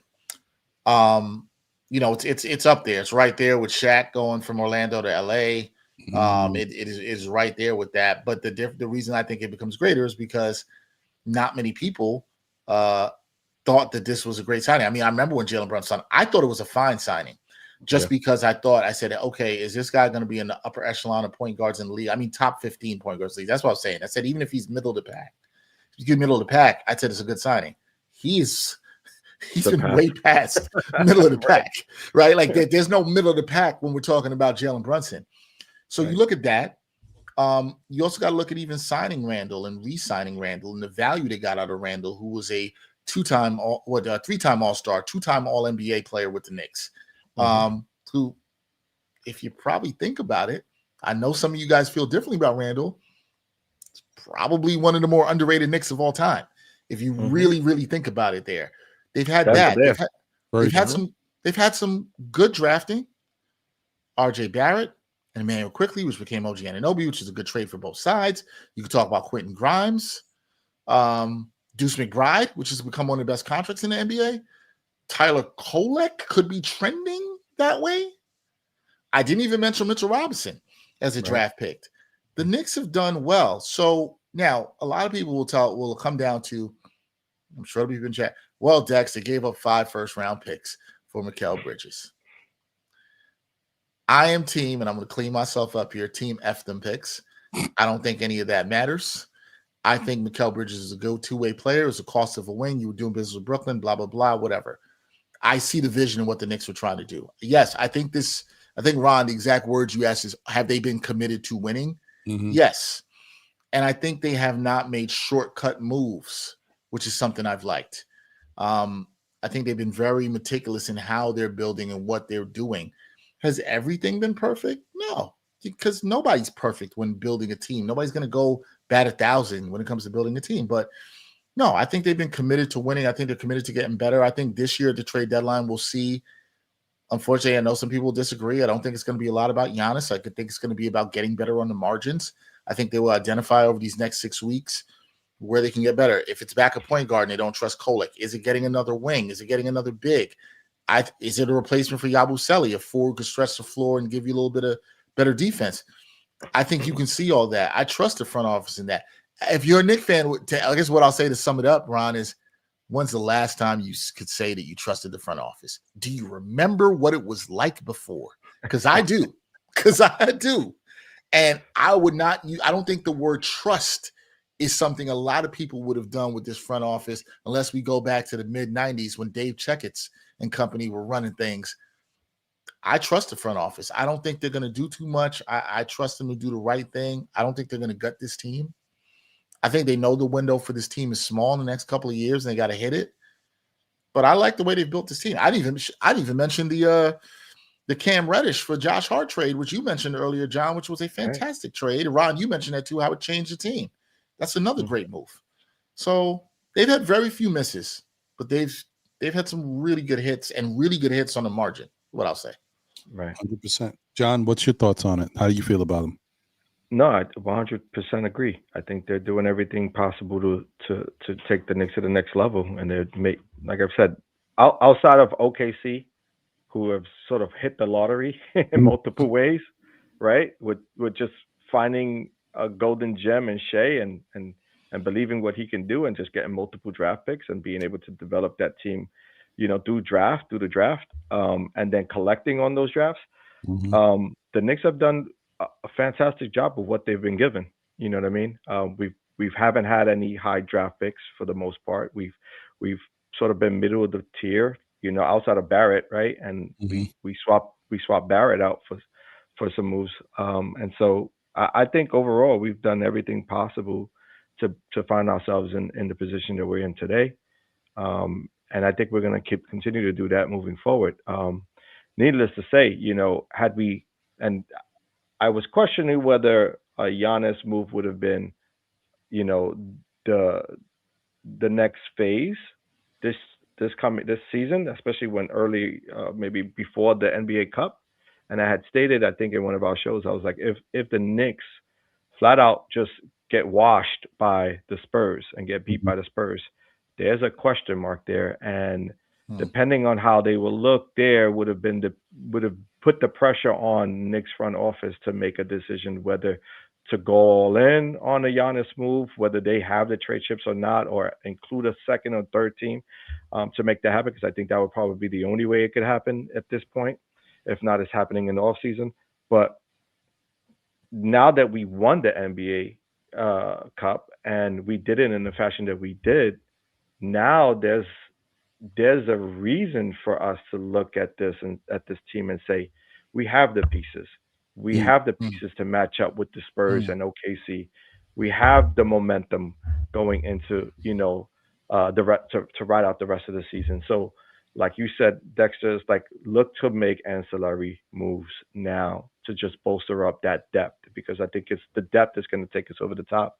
Look at players like Sadiq Bey, someone who's in a team that ain't going nowhere, that has a viable, contract that we can, sort of easy trade moves, to bolster our player or our depth in our roster. So I expect to see some of that happening now that we, of course, we look good against the Spurs. So, who then in turn look good against OKC. So right.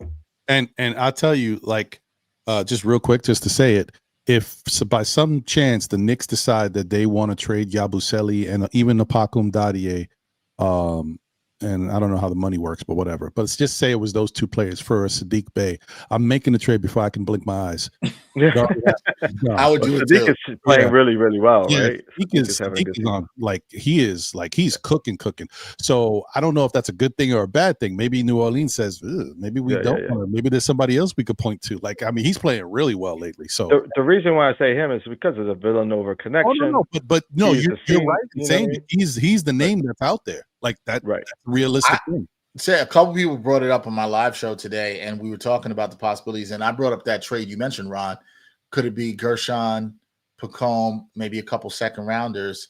I would do that in a heartbeat. I wouldn't even think twice about it. I think he feels a need. I think he fits into what this team would do. It's low cost. Is it a sexy move? No, but I think it's a good winning move. Yeah. And the other thing I'll say, and I was thinking about it as John was talking, that's the kind of move they could make. We remember in this Knicks, we've seen the Knicks make some early season trades before trade season, really, really got flown. Derrick Rose is one that comes to mind. Yeah. It was off the top, which was a really good trade. I could see them making a move like that this season earlier than people expect. Like, you're waiting for the deadline, and they're like, no, I think that they might be trying to get in on the action on that now, right, and get somebody a little sooner. That's why I think the timing of Ian Begley's report is very interesting. And Ian is somebody who's very plugged in. Shout out to my good friend Ian with SNY. When Ian says something like that and that comes out, I pay a lot of attention, is what I'll say. I agree with you on that. I pay a lot of attention. And I want to say that is, to your point, the Knicks making a move like that. That is a very Knick type of move. Like, it won't be, that's a point where you could say you make that trade. And I know I see somebody in the chat, I think it was Nick Yak, saying that he 100% doesn't think Pacome Dadie is going anywhere. But I do think that, when you continuously draft and bring in as the best of possible talent, whatever it may be, whatever positional talent you can come up with, when you make these moves and start drafting and bringing in these players, sometimes you can put yourself in a situation where you make yourself, players can be deemed expendable. Right. And I think the worst thing that could ever happen to Pacome Dadie is us drafting Muhammad Diawara. I think Diawara is in similar height to what Dadie is, similar fashion, plays defense and what he's known for, but also can add some offense to the mix. I mean, obviously Pacome is known as a better shooter, but the question mark with Pacome is just, it's been there. We just haven't seen him take that next step or put himself on the radar enough to even get in the good graces of Coach Brown as of yet. Or, whenever there looks like there's some promising things that happen, he gets these little nagging injuries that derail him a little bit. I do know that he just had a great game the other day for Westchester, so the G League. And so you pay attention to that. But, as from a fan standpoint, you got to look at it and say, hey, he had a great game, but he also made himself look good to someone else out there. So this is business. This is the life of things. But not to belabor the point, I do want to get to this last question, which is, if we do feel confident in the direction, like that the front office is dedicated and committed to winning, and they have made a lot of good moves. The Knicks are in second place right now, slowly creeping as games go along, because that's the bottom line. We do a lot of talking, but the thing that really works is playing the basketball games, and that's when stuff starts to happen. They're 20-8. They're in second place in the East. So, and maybe they don't need that big splash. Maybe they don't need the Giannis. Giannis may want to go somewhere, but look, it has to be a good marriage, a good fit for both teams. The Knicks may want Giannis, but they can't break the bank for him either. So what makes more sense? Does it make more sense to leverage your team and go get a Giannis and bring him in here and then wonder if you have the right pieces to match up with him to take the team to the next level? Or is it smarter to trade a piece that's not playing for you at all and another piece that you're not necessarily happy with but does have value, and with some picks, and bring in a Saddiq Bey who gives you size, gives you defense, and some offensive scoring? Like, these are the type of moves that really can take a team over the top. Little moves like that are the smart move, the right move, that address what you're missing. So the question is, are we content with the Knicks as a team right now and think that, really all they really need to do is tweak the team? Or do they still need that big splash? I do not think they need that big splash. I think the most important thing in this era of the NBA is depth. You look at the two teams that went to the finals last year, the Pacers, you look at the Thunder. Those were teams that were playing 10 and 11 deep into the playoffs. I think the Knicks are trying to build, the way Brown has been coaching his team, the way he's been handling the rotations, is to try to get there. Now, it hurts him that he can't do that fully because someone like Yabusele has not been as productive as he would have liked. So then that comes to what you just mentioned, Ron. Can you go get somebody productive that can stretch you out a little bit, that can help you on these nights? And Saddiq Bey feels like a perfect fit for me for the Knicks. And I would do that. I think the Knicks have to understand it's about where you are as a team. Jeff Johnson I had him on the show this week, and he said, it's okay to say the Knicks are a championship contender. I think he's right. The Knicks are a championship contender. The fans can say that with their chest. Is it perfect? Would I say the fans should be content with the way the roster is? No. Because I think you always want to try to improve on the margins, right, guys? You always want to try to get better and win on those margins. And if you can win with affordable players that can maybe overproduce, and maybe you're winning on the margin right now with the way Tyler Kolek is playing. If Tyler Kolek shows you that he can hold up and he can be a backup point guard for this team that you can trust in a playoff situation, then the Knicks have hit a home run with that draft pick, because that's a backup point guard you have at a low cost value, and now you don't have to go and trade for one.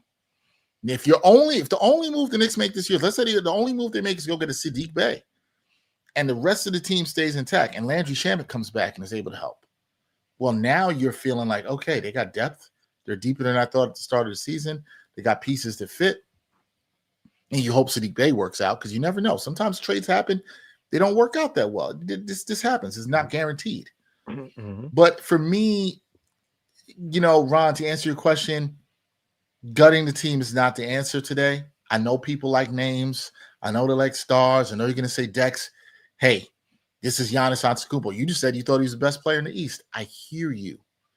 But putting him on the team doesn't necessarily make you the best team in the East anymore. Right? If you give away Mikal Bridges, or you give away OG Anunoby, or if it's just Cat straight up, which it's not going to be. It's not going to be. Right. If it was, we'd all do that yesterday. But it's not going to be that. And where I also agree with John said earlier in this episode, I think it's way more likely, especially depending on what happens this season, that if the Knicks do get Giannis, it'll be after the season. Now, we could talk a lot differently about going to get Giannis after the season, when the Knicks will have another draft pick they could trade and kick, and another swap they can trade down the road. That changes everything. But what if it's after the Knicks win a championship and they're adding Giannis? I don't know what can happen in the next couple of months. I have no idea. But what I do know, and what I do believe, is this is a good team. This is a championship contending team. And when you're a championship contending team and you have a chance to win, now you got to go and tweak it on the margins. Because the Knicks aren't going to beat OKC if it's Brunson, Giannis, and dudes where they don't have the depth. I think if they have the depth here, and I'll put San Antonio in that class, I'll put Houston in that class, I'll put Denver in that class. Right. You're going to need the depth against those teams. So I don't think they should trade that away. I think they should build together, add in ancillary pieces, as John said. I love Saddiq Bey. I think it'd be a great fit. And do that. You have a good team with depth. Enjoy that, Knicks fans. You don't just have to go for the name. Anybody would love to have Giannis on the team, but it's what's the cost? And is it realistic to happen this season? I don't think it's realistic to happen this season for the Knicks. So I think the Knicks have to stick the course. I trust the front office to do that. Now, look, if you tell me what's the deadline? February 6th or whatever. Mm-hmm. They're gonna end up getting they're gonna do Giannis for Cat and the rest of the Knicks first round picks. I don't see, but if they're gonna do it, you gotta do that. Yeah, that's an easy trigger. do that. Right. Yeah, that'd be you crazy. always signed up for that. I'm sorry, Cat. You're a good guy, but you for Giannis straight up with some other pick. Yeah, we're doing that. I'll take Kyle Kuzma's contract back for that. Thank you for your service. We'll keep it moving. Appreciate that. I don't see that happening because it doesn't help. Why would the Bucks do that? It doesn't help them. Right. So my short answer is yes. I think they should go for smaller pieces. I think they should value their depth and try to get their team trending stronger and deeper as they get ready for the playoffs. I agree with that. Yeah. What about you, John? And I'm asking you because of the fact that you did, you mentioned the impact that Giannis would have. I mean, he's one of the best players in the league, a championship winner already. How do you feel about watching the team and what we're looking at now? Yeah, I mean, it's right on par. It's basically, and not to say that, it will happen with Saddiq Bey, but it's somewhat of a Saddiq Bey sort of stature. He's about 6'8", 6'9", right? So you want a guy with some space who can take some space on the defensive side, someone who can shoot the three, who can play both sides of the court. And if you don't go there, you go for a little bit more size, and you look for some guys who can 6'10", 6'11", because right now as we stand today, we aren't the tallest of teams, right? Mm-hmm. Where we have Hart playing the power forward position, and it's worked out so far because he brings a certain intensity and energy. But with depth, you need size. We're matching Kolek and Shamet and Deuce, all guys who are about 6'3", 6'4". You know what I mean? So we lack size in certain areas, and I think if we're going to build within the margin, we have to sort of get some height. You know what I mean? Whomever it may be, if it ain't Saddiq, it may be someone else. But I think that's what the Knicks are going to be looking for, to sort of maximize their depth with some height. I understand Pacome Dadier has height, and I understand Diawara has height, and those guys. And given an opportunity, you would like to see that. But if you got a guy who's ready now, who can make an impact now, you make those easy decisions now. Yeah, because we're in a race to win now, not right. And that it changes a lot of the thought process for how you look at your roster and the talent that you have on it. You just don't have a lot of time to wait and watch people develop on the fly. You do it if you're in a desperate situation, you're dealing with injuries. But if that's not the case, and you're trying to add pieces that'll be of value, you want to put your best foot forward. You want to have guys that can already do it. Shout out to Nick Yak, who had said Bey on the Pelicans is like Yabu on Philly. Take lead, roll away. You won't get much. But I think the difference for Saddiq Bey is, well, one, we already know what this team is. We've got the pieces. So it's not like you're looking for much. You're looking for role players that can fit interchangeably when you need them. And if for whatever reason you need to rest, somebody goes down, there's a foul trouble, whatever it is, you want a guy that can fit adequately. The thing about Saddiq Bey is different in difference to Yabusele. He has a track record. He's got history on his side. He spent a few years with Detroit. He spent a year with Atlanta and was putting up these same numbers. You get the 11 to 13 points, 4 rebounds, 3 assists, or whatever it is. Like, he's solid. You look at his numbers every year; it's the same thing, no matter where he's at. With the Pelicans, he's even doing better right now because he's playing really well. But it's all the similar numbers, right? In that same. That's all the Knicks want. That's all we really need, and who can play defense too. That's what we're looking for. Yep. So we'll see, size and everything. We'll see. Yeah, so I think Giannis is going to happen sometime in the summer. I think now that window's closed. Right. I think there's so much smoke there. Like, I don't. Because again, we could end the season and not win. Right? There's a possibility of that happening. Unless we win, John. If we win, then the question is it a business move? Right? Because at that point, it's all about, at the end of the day, it's also a business. And so, it's the attraction of the Giannis coming to New York, right? So there's a possibility there.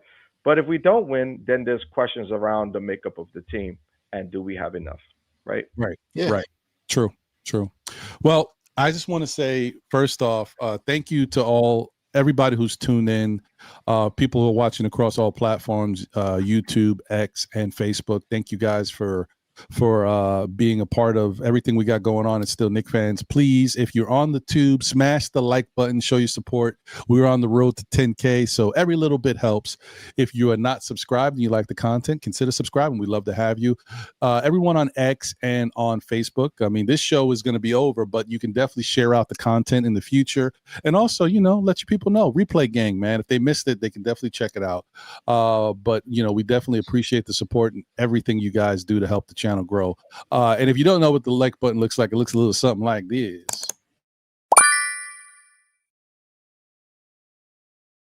So please smash that like button if you haven't already done so. I also want to thank our great and fantastic guest today, Mr. Dexter Henry of SNY fame, of New York Post fame, of Dexter Henry TV fame. Just fantastic individual. I've said it multiple times and I'll never stop saying it because the narrative, there's no narrative that changes here. This is what it is. Dexter has still been and continues to be, and everybody in the Knick community will speak to that. He continues to be very forthright and and very welcoming to all of us in the Knicks community. Not only will he take time out of his busy schedule to come on our platform like what he did tonight, or he will make time to even bring you on his platform and maybe give you even more viewership and more eyes on what you've got to say. And because he appreciates the good work that a lot of us do in this Knick community, and we definitely welcome that. I mean, I can't tell you enough, Dexter, how much you mean to not only just myself and John and Still Knick fans, but what you mean to the whole Knicks community. I know everybody agrees and champions that. So I just want to thank you once again for all the work you do. And while you're here, I would love you to plug whatever you got going on. When's your next show? Whatever is next on the radar for you. Yeah, no, I appreciate that and the kind words.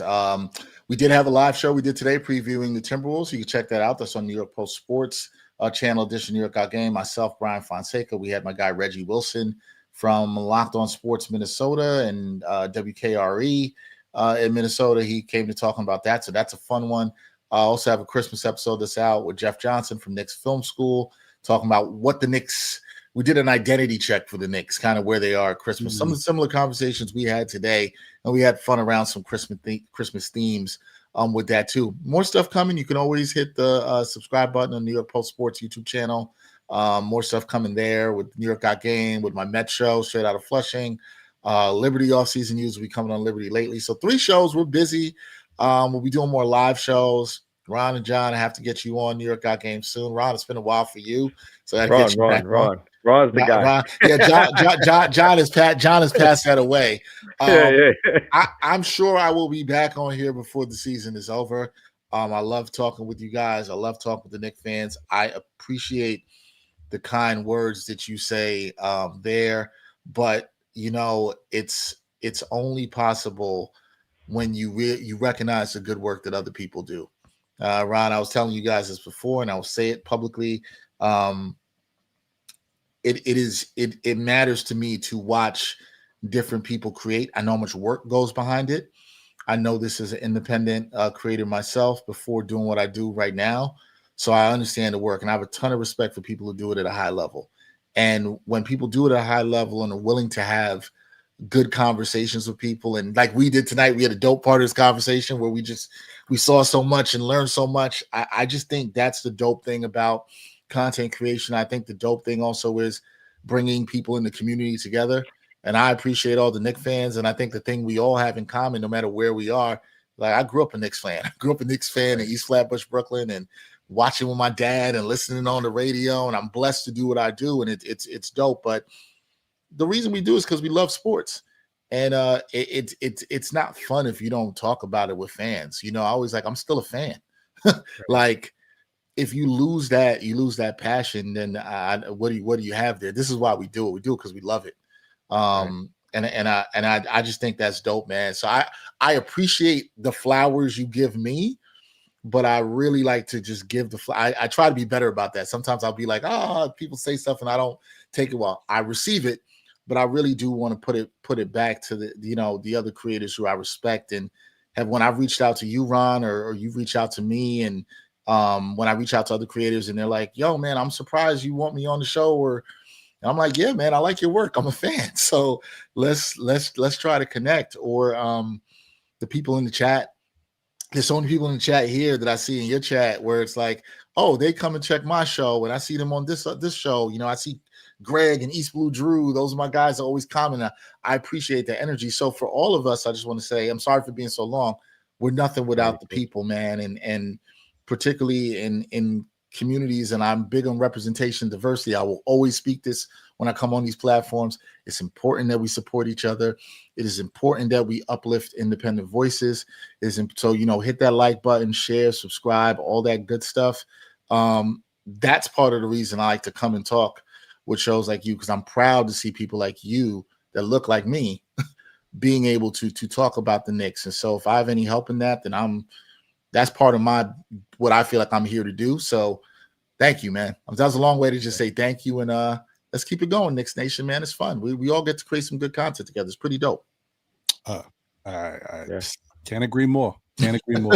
It's fantastic. We always have a great time talking to you, Dexter. I really listen. When it happens, sometimes it takes time. People are busy, everything. But when it happens, I'm always excited. I know we have great conversations. I really enjoy it. Like I've said multiple times, I'm going to watch this show back maybe once, twice. I don't know. When we have good shows, I like to watch them. So I definitely appreciate you taking the time to be with us, the content. And we, once again, we respect you and everything you bring to the table as a professional and how you look out for the community once again. So thank you again. Respect. I want to wish you a happy holidays. You and your family, too, brother. Wish you the best. John, man, come on. JJ. First off, two things, JJ. John is a Yankee fan, so it's not fair to him. It's late, right? You want to get a quick take on the Mets. The Mets is like a whole show. It's like 8 shows to talk about the Mets. Like there's so much going on. I don't even know what's happening. I don't know who this team is right now. We basically, it's the guys that we no longer want is on your team. Here we go. No, I'm kidding. No. I don't want to get it. That's an extra hour and a half. Right? It's a whole show by itself. Believe me, I was on X the other day. Like, oh yeah. You remember Strawberry? You remember Gooden, huh? Yeah. They're gonna be good. Listen, those guys are solid players, man. I wish they were still with the Yankees. So let's go Mets. I'm not worried about the Mets. I'm not a hater. No. The Mets are gonna be good. Let's let this front office of the Mets cook and see where it turns. I'm gonna save all my judgment because I don't know exactly what they're doing yet. I'm gonna save all my judgment until they're finished.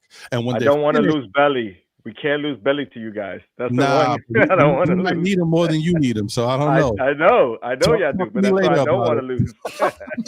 That's the one player that I'm gonna be like, seriously, we couldn't hold on to Belly. Nah, we'll see. We'll see. I don't know, bro. I don't know. Yeah, it's gonna be tough. But John, your final words, my brother. Closing out this show, man. It was a wonderful time spending it with both you, Ron, and Dex. I appreciate you for coming on. To the chat out there, it's the holiday season, so, share your love to all your loved ones. You know what I'm saying? Stay blessed, stay healthy, and looking forward to the next one. Happy holidays to everyone, and God bless. Yeah. Happy holidays indeed. Couldn't have said it better myself. Well, guys, listen. Once again, this has been another great show. I love these, man. These are the type. This is why I'm so excited to do the Saturday show. You guys know how much I love that. And talking y'all off the ledge because good. But I do love this Monday show, especially when we have a guest like Dexter. We can have these type of conversations because I feel like these are the type of shows that are lasting. Some of these topics are not evergreen. We're talking about current sports, and then tomorrow will be something new. But this is the type of conversation that even if I'm not talking about something current, I can still go back to it and see there's something relatable in that can travel and last the whole year when we watch this Knicks team. So I definitely enjoy this. I want to say happy holidays to all of you guys out there, all your family members, loved ones. Don't forget the stuff we talked about earlier. Check on yourself, check them, make sure everybody's doing good. And don't forget, as we always say here, no matter what happens, the good, the bad, the ups and downs, we are still Knicks fans. You know what I mean? So, there's not much else I could say, but tell a friend who tells a friend who tells another friend. Still Knicks fans. We'll be back again, whether it be on Monday nights at 9 p.m. ish for SKF Weekly with myself, my brother John, Jose and the ones and twos in the background, or with us in spirit. And if we have a special guest like the likes of Mr. Dexter Henry, even better. Also, check me out on Saturdays, 11:30 for Know the Ledge. Like I said, open panel, talk you off the ledge. Sometimes y'all talk me off the ledge. But either way, we work together, and it's a very good vibe. And we definitely, have fun on Saturday shows. So I just want to thank everybody for all your time, and I want to wish you guys the best of happy holidays. Hope the best thing I could hope for everybody is good health. You know what I mean? There's monetary stuff, presents, all that stuff. That's for the kids, right? But for us as adults, the bottom line is being healthy, to be able to wake up and enjoy Earth and enjoy our families. Because as we get older, that stuff gets fleeting, man. It starts to like, whoa, wait, what?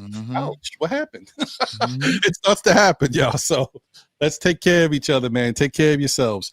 And lastly, you know what I always say?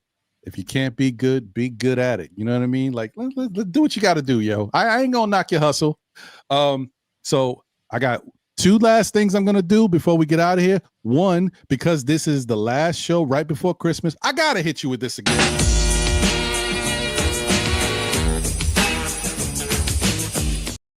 Hey, okay, I'm rocking out.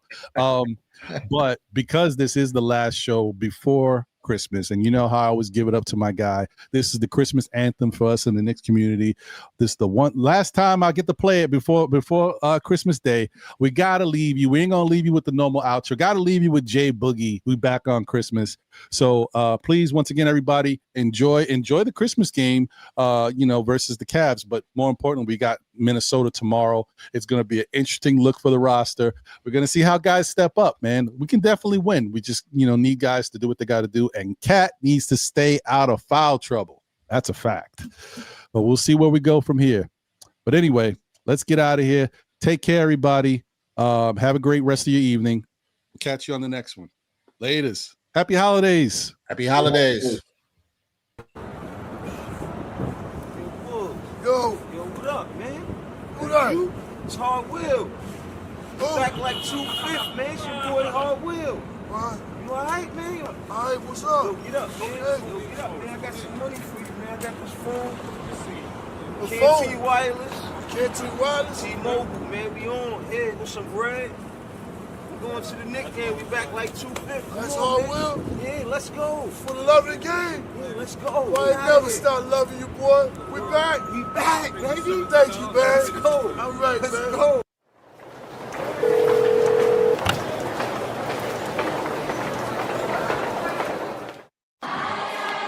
It's a jolly time of the year, right before the new year. Ain't no other squad better on this day than the Knicks. We back. Best time of the year, they say it's Christmas. Little kids can't wait to see us Christmas. New clothes, new toys, mean it's Christmas. You see the Knicks, we back, we on Christmas. It's so pretty when you can see the snowfall. Their red nose, tell them that it's Rudolph.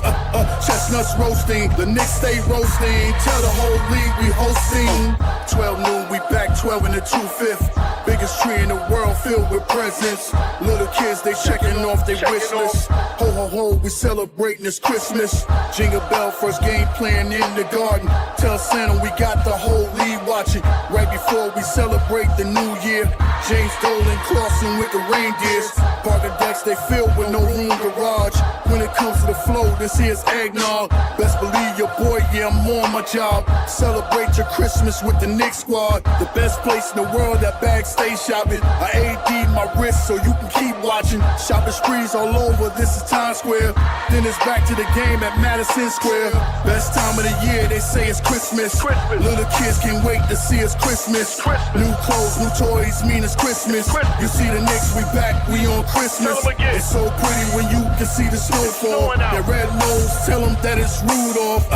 Chestnuts roasting, the Knicks stay roasting. Tell the whole league we hosting. Back on Christmas, Jay Boogie predicted this. You can't say St. Nicholas without nicking it. The Knicks on Christmas should be ubiquitous, so shout out if you've been with us, sitting through the interim. Feels like we meant to win, now we got the kids with us. Potential is limitless, gifts go down the chimney. Try to put the Grinch on me, pinch me but I'm not dreaming. It's a new reality, New York is in the top seat in seasons. Greetings, Eastern Conference. Defense, the Gardens rocking. Best fans in the game, we don't do the home away split. Catch me at the Staples, baby, I make the sleigh lift. gift. 8 gifts, pulling up in the Cambridgers. About to lace the garden with a pack of frankincense and myrrh. Can't resist the urge, Knicks set new squad. Time to burn the competition sitting by the U-Law. Best time of the year, they say it's Christmas. Little kids can't wait to see it's Christmas. New clothes, new toys, mean it's Christmas. You see the Knicks, we back, we on Christmas. It's so pretty when you can see the snowfall. Their red nose, tell them that it's Rudolph. Chestnuts roasting, the Knicks stay roasting. Tell the whole league we hosting. Something wrong with your TV screen. If that orange and blue ain't playing on that red and that green. Favorite players, yeah, but Knicks, they forever the team. Shout out the upstairs, trying to play chess with the team going forward. They're making sure the squad is in order. They know we hated on by all opposing reporters. It's torture. New Yorkers, we built for fourth quarters. Show up to the court or prepare for a slaughter. They want to hate on the Knicks, tell me what that's doing. Get that stuff out of here, shout out to Pat Ewing.